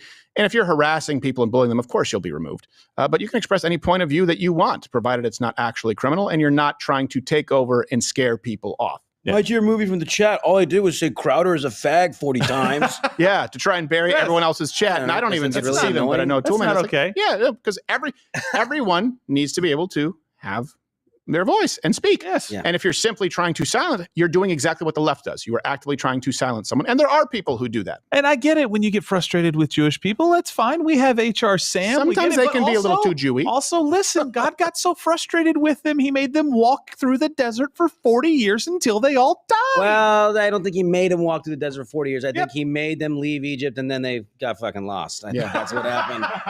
Like, where do we go? And he's like, I don't know. I sent breadcrumbs, literal breadcrumbs. You're eating them. I don't know what to do. I think he parted the ocean. He was like, hey, we're getting you out of Egypt where you've been enslaved and tortured and killed. And immediately, as soon as they crossed, they started complaining. He's like, you know what? You guys, you're going to get a few decades to solve this. I love how Jon Stewart goes on and he says, the right is obsessed with social media. And the first place I see these clips is his social media. I know. Right. Or the Daily Show social media, which the Daily Show, by the way, in the bottom right corner of the lower third, they have a little logo for their show. It says, it's an acronym for the show, the Daily Show, TDS. That's Trump derangement. I think that's kind of cute. That's perfect. You know? It is. It's quite telling. And by the way, they're always featured on YouTube too. They get favorable treatment from YouTube. Look, the reason that the right does well on social media is because it's the first time, at least, for example, on X or on Rumble, where there's an equal playing field, where we are not precluded because of our point of view. By the way, people may know this. I had my manager drop me a long time ago because the folks at Jon Stewart, who were hiring people like their reporters, featured players, they asked my management, you can go find this on YouTube a long time ago, if they had anyone like me who wasn't conservative. They said, we don't do conservative commentators. So, but someone like young who's funny, because that's what they're looking for. So I met the other qualifications. It was my point of view that precluded me. Jon Stewart is very funny, but his show does not only go for the funny. They will place a political agenda over funny. By the way, that's their right as a private show. That's their right. But when new media came along and people like me, or people, by the way, even like Joe Rogan, who wasn't conservative when he started, said, hey, you know what? We don't need to play by Hollywood's rules where we can broadcast to an audience who can find us. Oh, all of a sudden we're doing well because we weren't allowed on a lot of the major outlets. We weren't allowed, and certainly weren't allowed to say the things that we wanted to. That's why. And so then the left said, wait a second. We have a problem here. We thought that it was going to be the young, edgy, liberal atheists who dominate. Turns out there's been such a dearth of conservative content out there outside of Fox News that people are using us as an alternative platform. But we want the dollar bills from Time Warner, right? Warner Brothers, Comcast. We want the dollar bills from NBC Universal, ABC, Disney. And so they started favoring them and forcing content creators out. So really what Jon Stewart is bitching about is that people like us even have an opportunity to discuss our point of view. That is not pro-free speech. And by the way, I hope that Jon Stewart continues the show for as long as possible. May the cards fall where they may, even with the unfair advantages of 30 staff writing and a giant multi-$100 million budget coming from Viacom. Hey, please do, because it gives us the ability to rebut it, to refute it. And I hope that never changes. And I mean it. Speaking of which, we have some funny, I guess not speaking of which, but we have some funny clips you said that were coming in. Yeah, I heard something Noodles. You know. Sure. Roll it. You look like a deer caught in the headlights. Every time I turned to you, you're like, that wasn't me that told you that. That was Noodles. I had no idea. You look like you look like a 6-year-old in the park with some stranger as a present for you behind the tree. It's in this little box. It is. You don't know how big I was as a 6-year-old. I could handle myself. Yeah, I know, but it doesn't matter. Once that latch closes in the paneled van. You just don't get in. By the way, this also happened. You want to talk about generational gap? I was playing hide and seek with my little ones, and my dad was all concerned because, like, you know, my daughter was like going to open the fridge. I was like, no, we don't go in the fridge. My dad's like, she gets locked in there. I'm like, Dad, this is not 1968. Yeah, the fridges don't lock. Like a vacuum seal, put some kid out to the curb for trash. That used to happen. All you have to do is push. Yeah, you just have to push. Also, those aren't really made big enough for kids to kind of weasel their ways into them anymore. They're pretty good with hide and seek. They're starting to get it. They're at that crossover where I used to just go, hey, ready or not? You're, I'm here. I'm like, no, that's not how we play. No. And now they hide and they stay really still behind the clothes in the closet, and I can feel them breathing. You can't see me. I can't see you. We had to put a lock on our fridge at my house. Oh, did you? Yeah. Not because of me. I know it sounds like it's because of me. But Josh. My brother, who has Down syndrome, he would go get snacks and all that. And it wasn't that he was overeating. It was the fact that my mom and dad would be gone. He's an adult at this point, and he would go in the fridge and eat stuff that wasn't edible. Like one time he ate raw chicken. Oh, wow. Well, he put it in the microwave. Wait, God bless him. Did he get sick? He tried to cook it. Thank God, no. But it was after that they're like, okay, I don't want to sound like I'm locking the food away from my son, but I have to lock the food away from my son. He's going to microwave raw chicken. Although we have to see, but we have to study that. People may have some kind of genetic phenotype that allows them to consume raw chicken. I don't think so. I think it was just luck. It would save us on cooking time. Save us on cooking time. Nobody likes a dry chicken. No, nobody likes a dry chicken. People overcook chicken, by the way. All the Cook it to 150. Let it sit for. It's fine. You don't need to go to 165. No, you absolutely do. Especially if you're cutting them in half. Allegedly, Every hold on, recipe is cut your breast in half, cook it to 165. It's like if you get a 165 on a half cut chicken breast, you're done. You're eating. Same thing with pork chops, by the way, too. Sawdust. Yeah. You can either cook it to a very sensible temperature and let it sit for a couple minutes. Same effect as what it means is that you have to cook it to 165, so it pasteurizes it within 1 second. Or at 150. Wait, really? Yeah. I didn't know that. Yeah. There's a chart that shows the temperature and the amount of time. So at 150, it maybe needs to be there for like a minute. As long as it sits there for a minute, it's still. I need to know more about this. Yeah. Because People overcook all the meats. Pork chops. You do too. I know we both do. And when I cook them, sometimes I undercook. I'm like, man, I can't get it to 165. I think the poultry is the one that's most done though, because people are very scared. Very scared. To undercook their. Oh, for sure. Yeah. Well, a lot of people are scared of trichinosis in pork, and I don't know that there's been a single case I've never even heard of that in the United States. Yeah, pigs are gross. Trichinosis me into thinking that you're right. They're not gross. By the way, Nick DiPaolo is he's on vacation where he can swim with the pigs. Oh, that's right. And I was like, hey, by the way, you got to be careful. I heard a story, a lady, they feed them apples beforehand to get them to go in the water, and then they demand apples from you, and they're very aggressive. He's like, oh, yeah, no, I already figured. They were very aggressive little pricks. I was like, oh, so he got attacked by a pig in the Caribbean. I hope there's video. All right, speaking of video, Noodles, what is it? You said you had some developments for us. Sure. So this is all stuff research sent in. Apparently, Figure Robot has decided that they've made the most naturally human-like walking robot. Okay, well, it's just like when people say they've been saying AI will be just like your friend, and I'm not really getting that, but I have high hopes for robots. This is just going to be AI's going to sleep with my girlfriend. We call that side piece. This is going to be, this is monumental. Let's see.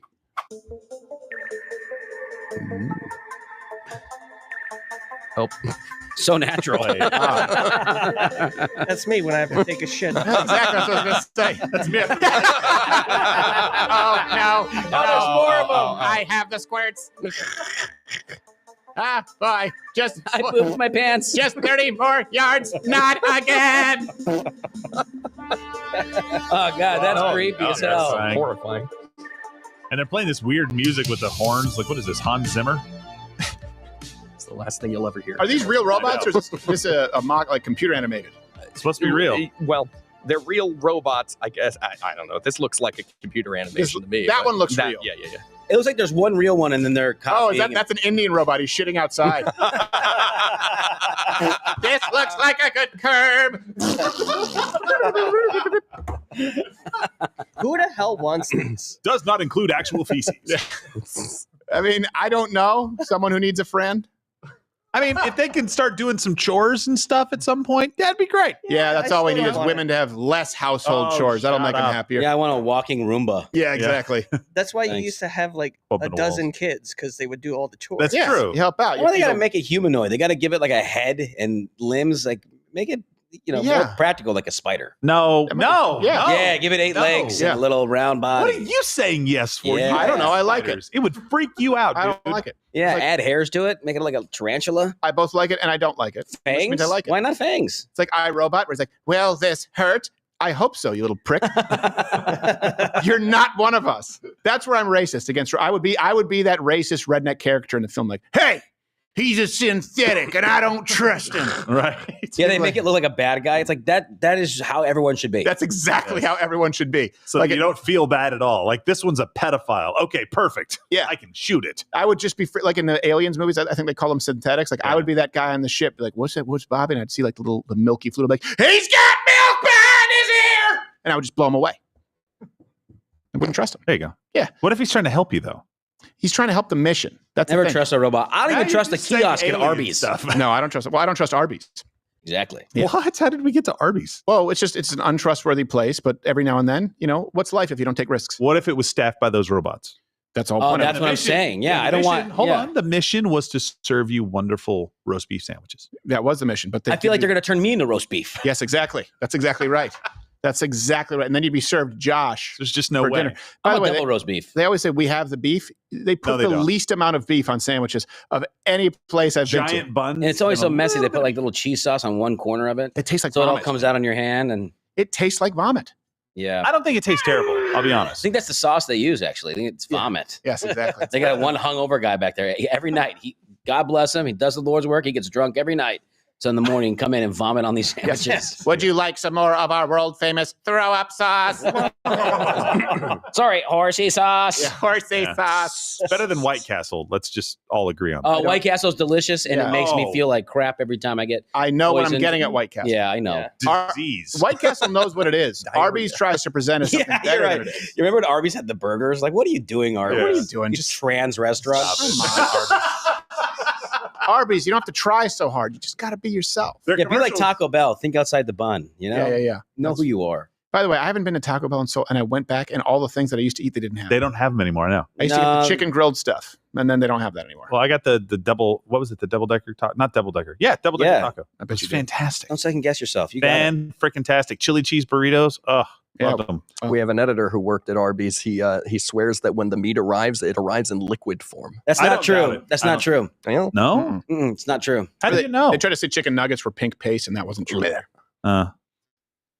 I don't know what to tell you on that. It's like, look, I don't think that eating, and I eat almost no fast food. I do occasionally, but it's like, I also think that the anti-fast, they go a little bit too far. It's like, They you know do, what you're yeah. getting at. You could eat and be in good health, even if you ate every day at McDonald's or a fast food place. You could choose some healthier options. It doesn't mean It'd it's be okay. ideal. Yeah. Yeah, you'd be fine. You can go and you can get a salad or whatever, but who wants to go there and get a salad? You're not Nobody. gay. What's the next clip that you have? Overpriced. All right. This one's going to take a little bit of setup. I'll make it quick. So, supposedly in Newtonian physics, there is this equation, the three-body problem. I saw this on Netflix. So so about 3 points that orbit each other and calculating their subsequent trajectories. Okay. Again, this goes back to Newtonian physics in the 1700s, but supposedly this is an unsolvable problem. Here's what the equation looks like. But now everyone's favorite new age Why is it in- astrophysicist. why Look, is can it you in put it back German? up? Can you put it back up? I can't solve it. It's too. Here you go. Now I Lots got of it. Now I Rs. got. Okay, I might be able to get it now. Just solve for R. We're done. I've been Duh. doing Jeez. my Sudoku and I just missed it. No clue. And dead. Well, Terrence Howard has come Oh. to the rescue and Really? solved this, 300 and change year old problem. Oh my word. Okay. Let's We have a clip? Yes, we do. Oh boy. Hold on, pause. That's what I want as far as a look from the person who's solving the unsolvable problem True. of humanity. Is someone looks like he mugged both a hobo and Carmen San Diego. No, they like stole Einstein's outfit. He looks like and that then famous got a hat. mobster Al Jabroni. Okay, so yes. He also starts out by saying, check this. Well, let's see if he talks. Let's see if he does the thing. He always talks like he's about to cry. People said this was an unsolvable problem, but they didn't have my Pythagoras. Let's see. So now what? Come on, Black Snake. No, What you want to do? I don't know. Ask your shawl. Point. Look at what we just did. We just solved a 300-year-old problem. We just freed up a whole lot of minds Are we in the room with you right now? with the same stuff that you said was bathwater. What? I don't blame you. Thank you. Thank you. It does seem like something from out of this planet. You know, Right. maybe it is. I thought you knew. But three-body problem has been solved. Look forward to hearing your thoughts. Okay. Wait, but did he show his work? Any? Did he show the solution to the problem? It says watch Terrence's IG video and attached and read his solution. So let's see. Oh my goodness. Okay. Is it very long? Yeah, but there's the introduction. I think that's probably all we need to read. Well, here's the thing. If he solved it, no one else would be able to confirm it. Yeah. I mean, you could probably find fault with it, I would imagine. Maybe You're just not going to have to solving take my word for it. Yeah. I got 3 bodies in the house. I buried them all. Problem solved. 3-body problem. I solved it. They in the trunk. It's a Cadillac. They got big trunks. Well, I like the idea of sometime in the future, a history book is talking about the Howard theory. Yeah. Look. We can't have nuclear war right by the way, now. I hate the appeal to Terrence's authority fallacy as much as anyone. Yeah. But he's proven himself to be incorrect too many times at this point. Well, a little That's bit. the issue. Also, he's an actor, not an astrophysicist. Well, he or could whatever be you very need good to at it. be. I mean, people can come to some unbelievable discoveries, and they could be anybody. But Yeah, he's sure. proven himself to be wrong many, many times, and it's like he just doesn't care. Stephen Hawking solved the problem. How to make McDonald's machines make ice cream. Yeah. Why is it when you go, their milkshake machine never works? You know, Ray Kroc, when they started selling milk machines. Think about it. I did. What are you saying? I don't know. Okay.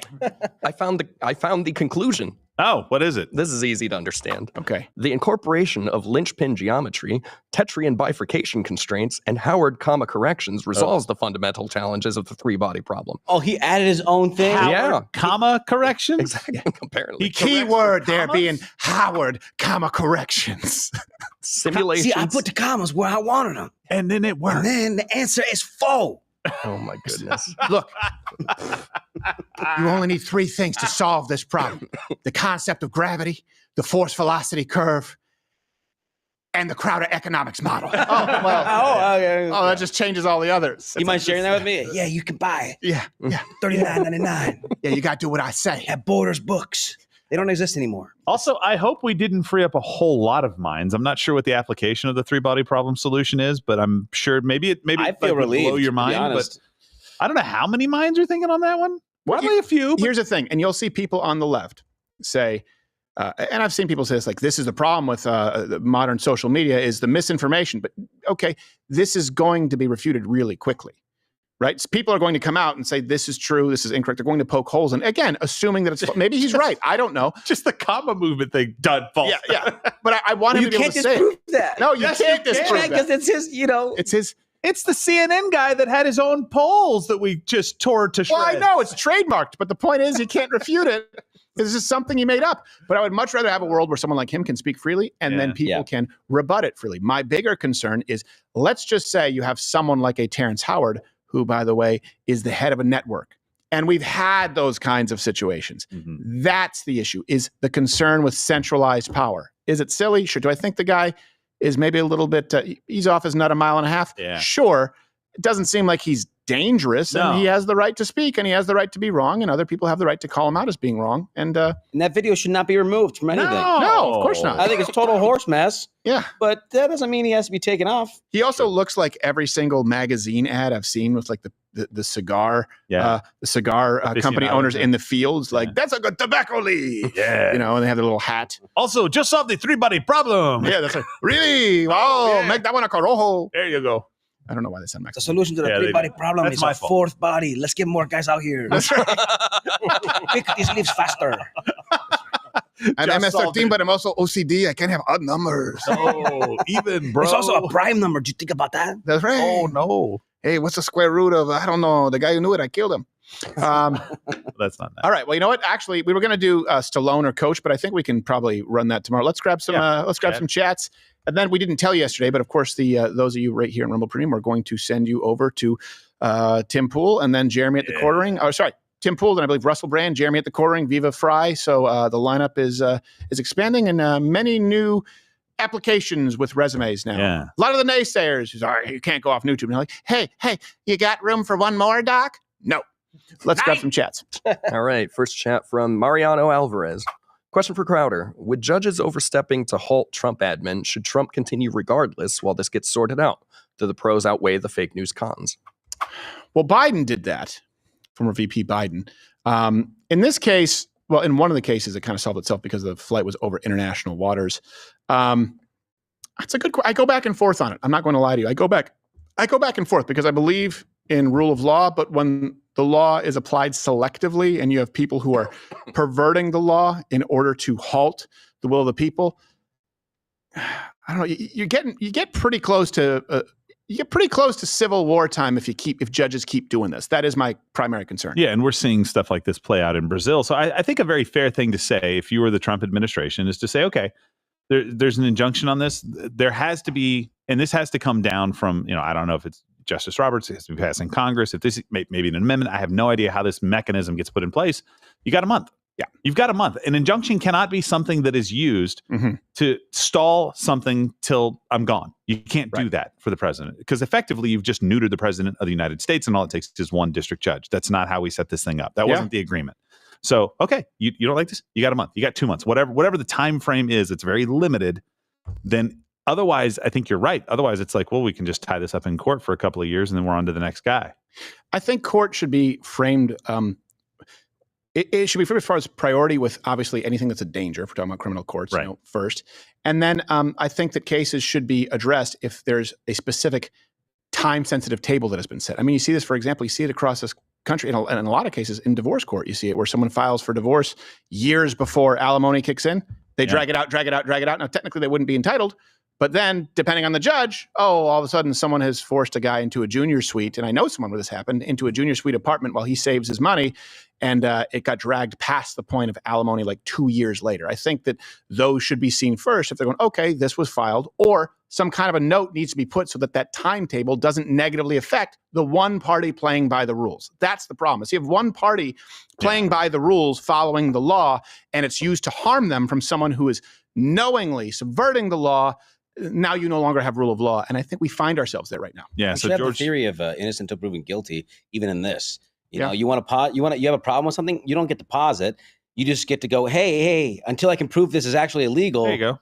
You can keep doing this, but I'm going to prove it's illegal. Like, sure. Okay. George Segreek had a very similar point, honestly, to what you were saying right now. I'll just read it. So it's he's a lawyer. It's not Trump's job to check himself in this regard. He has a mandate. Let the system rein him in. The conflict is between the powers of POTUS and Congress. Congress should be acting if there's a problem with what's happening.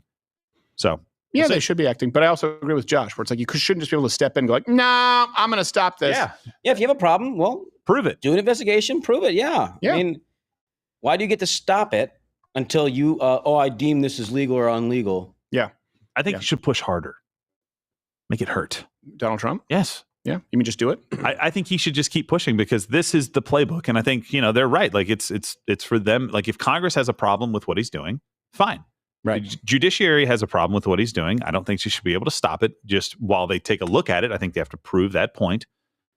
Escalate it to the Supreme Court if it's really that big of a deal. Yep. And the Supreme Court has to go, you know what? Priority has to go to, we have a constitutional crisis apparently, and we have to help solve this. Makes sense. Let's grab the next chat. All right. Well, I guess after the figure robot, Man of Steel 24 asks, question. Wait a second. Uh-oh. What? Are you one of the robots? Could be. Yes. Have you noticed the influx of movies lately where humans are the villains and robots are victims to evil mankind? Electric State, The Creator, J-Lo Abortion on Netflix, etc. Is J-Lo Abortion the name of a film? I don't have Netflix. I think it's probably just Sounds like a a really Ben bad Affleck J-Lo hit movie. piece.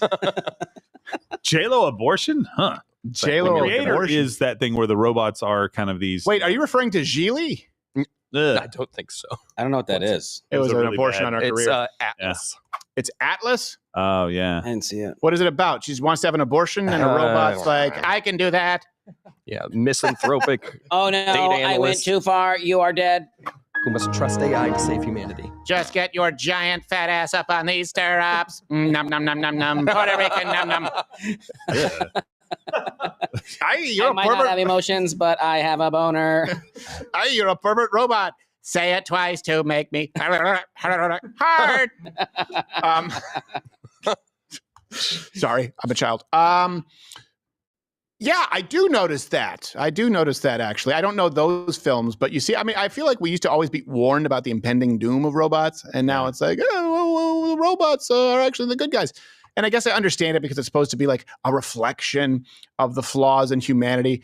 Sure, but shouldn't we be all on Team Human? Yeah. When I it think comes so. down to this Yeah, conflict. I don't know robots if have a soul, or is that what we're saying here? Like, I don't know if it's necessarily a nefarious thing, like about the robot specifically. I think it's more of like a metaphor. The robots are supposed to be a metaphor, where it's like, oh, don't be judgmental and don't be a bigot. Robots are people too. They're not. Yeah. What we mean is Gaza. Yeah, exactly. Yeah, that's a good point. Yeah.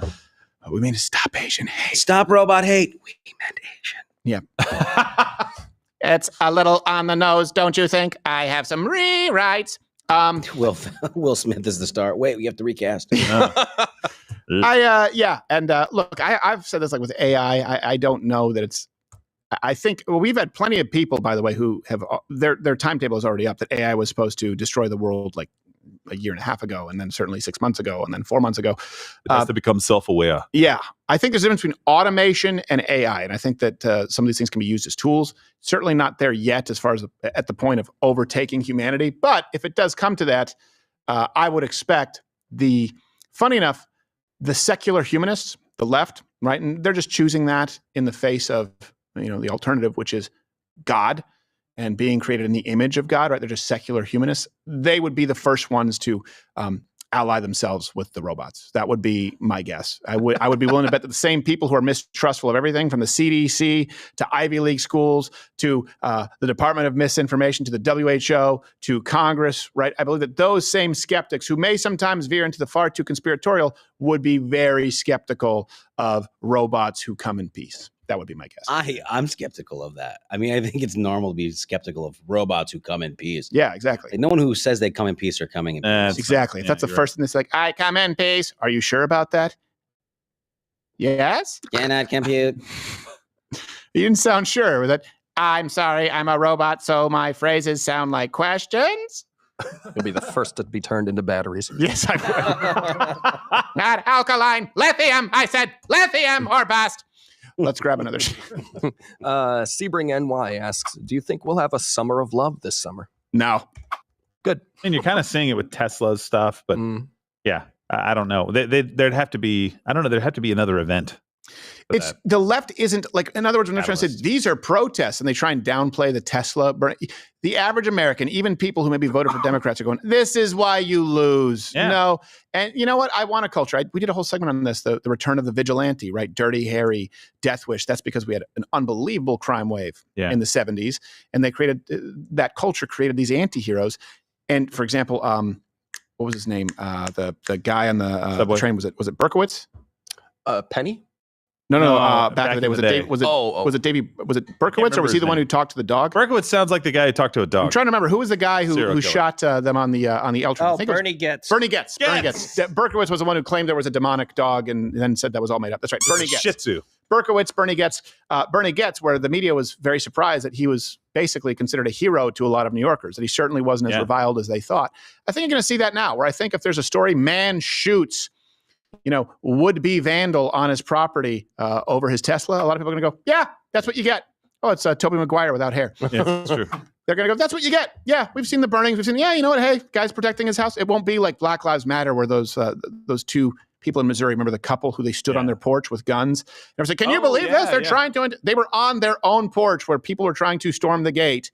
I think it's a different culture now where people understand that folks will defend themselves and their own. And I think that the people who are instigators understand that too. You're not going to have a Garrett Foster situation like we saw in Austin. I think you're going to have far more understanding and empathy for the actual victims, people who defend themselves this go around, than you will for the instigators. And I think that makes them scared. That would be now it could happen. I would be willing to bet that it's not going to get out of control like it did in 2020. That'd be my guess. Research sent in a reminder of the McCloskeys in Missouri. That's right. She's holding a Walther. I believe she's holding a Walther. Could be. Or a Bursa. It could be a Bursa. Ugh. Oh no, they have a nice house. It's probably they have a nice house. I like her Please spring for the. I think that was their one mistake, is that they pointed it at them. Yeah. Right. They just pointed their guns at the protesters that weren't attacking. So. Well, they were threatening. I think that was fine. That's Well, that's no, I not think the- it's fine, but that's what hung them up. Yeah, that's what hung them up. It should absolutely be Court. fine. Hey, I'm just aiming anywhere in my yard that I feel like, and if you happen to enter it, well, I'll just let nature take its course. That's not the move, though, man. You got to do it from inside your house. So they I don't know. know. They don't suspect it behind cover from a upstairs window. Yeah, yeah. Silencer. And you also have to You cover one window, let your wife cover the, another egress. Also, preferably a trail of expensive electronics up to the open front door. Jeez. Yeah. We have Couple of Claymores. come on in. We have Arby's. No. We have Arby's. No, we don't. No, we don't. Plenty of throw up sauce. Long John Silver. Dinner bell. Ding, ding, ding, ding. All right, next chat. All right, Rough Game asks, question for the team. What do you think about these large groups of Democrats being bussed and showing up at 9+ rally events to boost their numbers and make it seem like more people are actually at the rally? There's nothing new here. This is the thing. Like, people who think this is new, this used to happen when I was in Michigan. There was a Fight for 15 crew. There was one actual kind of get together. I won't even call it a rally. And after that, I was signed up to their mailing list. I was actually signed up to be a volunteer. They never needed volunteers, and they would just send out pictures of, look, we were at this McDonald's on 28th Street or whatever it is. Look, and there's like 5 people. And you notice it was always the same people. And you go, oh, okay. You guys don't actually want to have a populist, a grassroots movement. You want to be able to lie to the media and say that there's some kind of a grassroots movement. This has been going on for a very, very long time. There's nothing new here. It's terrible, but it's what the left does because, frankly, you can get a lot of people to vote Democrat, okay? And it's not a conspiracy where I'm saying, oh, no one in this country votes Democrat. No. But it's very hard to get that many people to show up for the individual issues of Democrats. It was easy with the Pussy March because it was kind of an unknown, and there were plenty of paid people too, by the way, where people thought, oh my gosh, this man hates woman, and it's going to be Handmaid's Tale or whatever it was. Yeah. And then people realized that it wasn't. It's really hard to get a ton of people to show up passionately for a rally to keep men and women's sports. It's really hard to get a bunch of people to show up passionately for a rally, even people who are Democrats to advocate for open borders. It's even hard, by the way, to get a ton of people to show up for a rally to protest deporting violent felons. So you may have people who pull that lever for Democrat, but on the individual issues, which is why they have to run, right, their campaigns as though they are moderates, meaning lie to you, is because on these individual issues, it's hard. With the Tea Party, which was the first time we really saw it in our lifetime, it was the biggest spending bills of all time and increasing taxes. And you combine that with the Second Amendment, violations of the Second Amendment. You combine that with infringing on the First Amendment, auditing conservative Americans. But sure, but it's you can get a ton of people to protest taxes for proof. See the inception of this country. It's pretty hard to get a groundswell of people for the hallmark policies of the Democrat Party today. So they have to pay people. It's not new. We also just had an election. I don't really care. Kamala Harris had big crowds. See how that worked out for her? Yeah. Like she didn't shift one county red. Right. Yeah. On the map. But we looked at it. All 7 swing states. Like this. It's one of those things. Like I understand there are going to be people who feel like, hey, I'm not being represented right now. And so I'm frustrated. My representatives really aren't doing anything about it that I think makes sense. And so I'm going to go to a rally. Fine. We're so far away from the election coming up, for the midterms, and then obviously really far away from the next presidential election. Fine. I don't care if Bernie and AOC go have some successful rallies. We'll keep an eye on it. Yeah. We'll make sure we understand what's going on so we're not out of touch. I get that. Yeah. But to be worried about crowd size, I just don't care about it right now. So I did think it was weird. Thousands of people showing up at one rally, I'd pay a little bit more attention to that. If there's like 250, 300,000 people at a rally, I'd be like, hey, are they busing all those people in? If not, man, what are they talking about? Because people are showing up. Right. No, they have the right. Obviously, if there is support, then it's something to keep an eye on. I do think it's weird that Bernie hosted his last rally at Pfizer headquarters, but also, hey, but it was all the employees. Yeah, it was a corporate event, not the CEO. Yeah. Not the. He was doing comedy at a corporate event. Hello, Johnson & Johnson. All right, let's grab. I was told that somebody want me to roast the boss. Yes. You're a piece of shit. Roast the boss. You take money from Big Pharma. I bet you. I hope you're Dyson. Like he has cancer. I don't care. Let's grab one final chat. All right. Final chat from Broljack. Question for Crowder. Hit the Broljack. Don't you come back no more, no more, no more, no more. Sorry, next one. It's just funnier with Bernie. Do you think we would see Tesla stock rebound if they introduced a car with anti-riot tech installed? They've already rebounded. I mean, they have cameras. It's not anti-riot, but they have cameras on them. They have security cameras. Yeah, they do. They have Sentry and they're mode. catching people like crazy. Yeah, what are they? I mean, what more does he need to do? They're targeting the car that literally has Sentry mode and is bulletproof. And cameras everywhere. Yeah. all over it. Are they all bulletproof, or is it just the Cybertruck? Just the Cybertruck Yeah, it's just- and it's bulletproof. I believe. What is it rated up to, like 9mm handguns? It's not rifle proof. Yeah. But still, that's better than nothing. It's decent. Will it rebound? Look, I think there are a lot of different factors that enter in the equation here. We've talked about this before, like the electric vehicle market, in no small part due to subsidization. You have like Rivian, you have a bunch of other manufacturers who are going to be competing for that space, whereas Tesla has kind of had a monopoly, at least on good ones. So it's sort of like you see this, for example, in even for example the broadcasting space. No one's going to have Johnny Carson numbers again, and Joe Rogan will never have Joe Rogan circa 2017, 2018 numbers again, because there's so many more options available. Right, It's a fractured market. You're seeing that with electric vehicles, but I think it could certainly rebound to some degree, and especially if we see some other competitors enter into the space and they are underwhelming, which we have seen with some electric cars. So I do believe that could happen. And by the way, we're going to be sending you over to Tim Pool. Please head on over and let him know that you love him. As far as, do we think it would rebound? Now, I don't know. But I would propose a solution to this because it is bulletproof and it does have Sentry mode. That doesn't seem to be working. So if Elon is watching, if he's listening, and I doubt he is, because he doesn't like people who broadcast to Rumble so much. He wants people to go over to X. But I hope he's watching. It hasn't been working. Just put this in the suggestion box. Turrets. Big ones on every corner of the car. We'll see you tomorrow. I'm pro turret.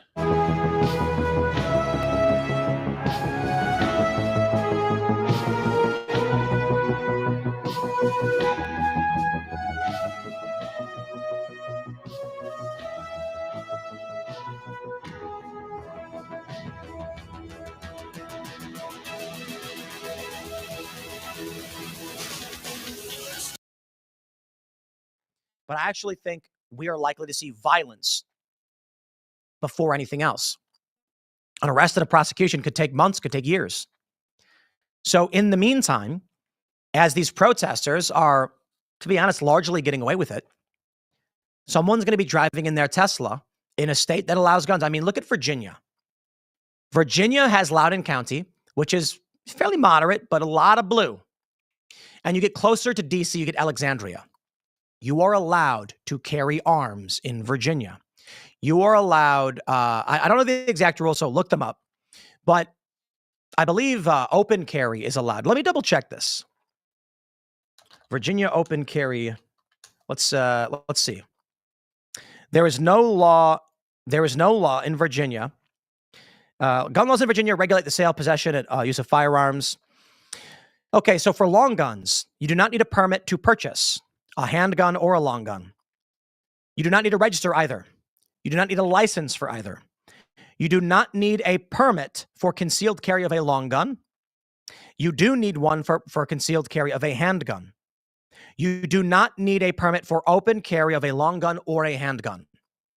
So what happens in a place like Virginia where people, because the point is, this is actually a deeply blue area.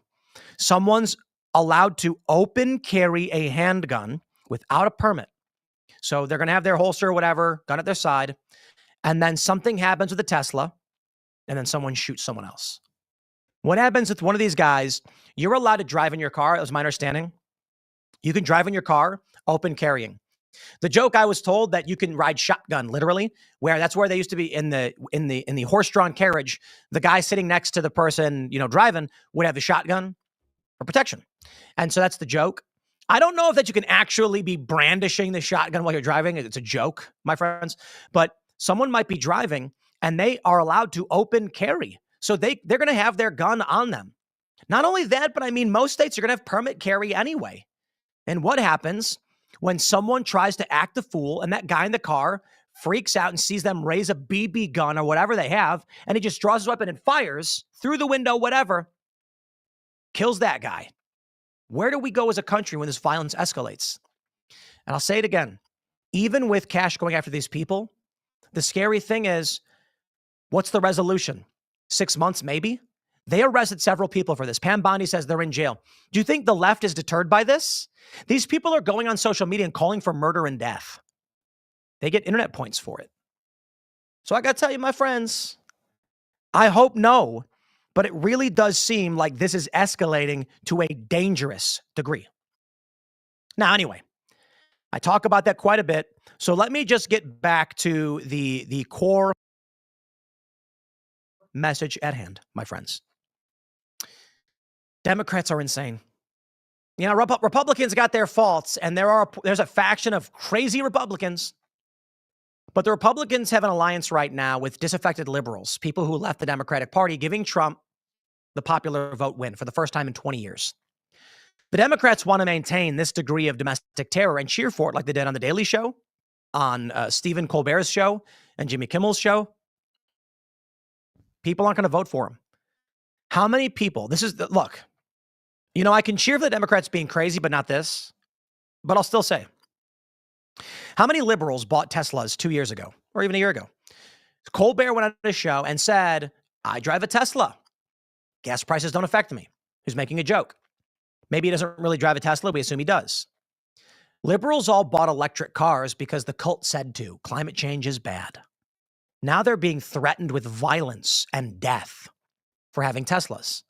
A working class liberal person can't afford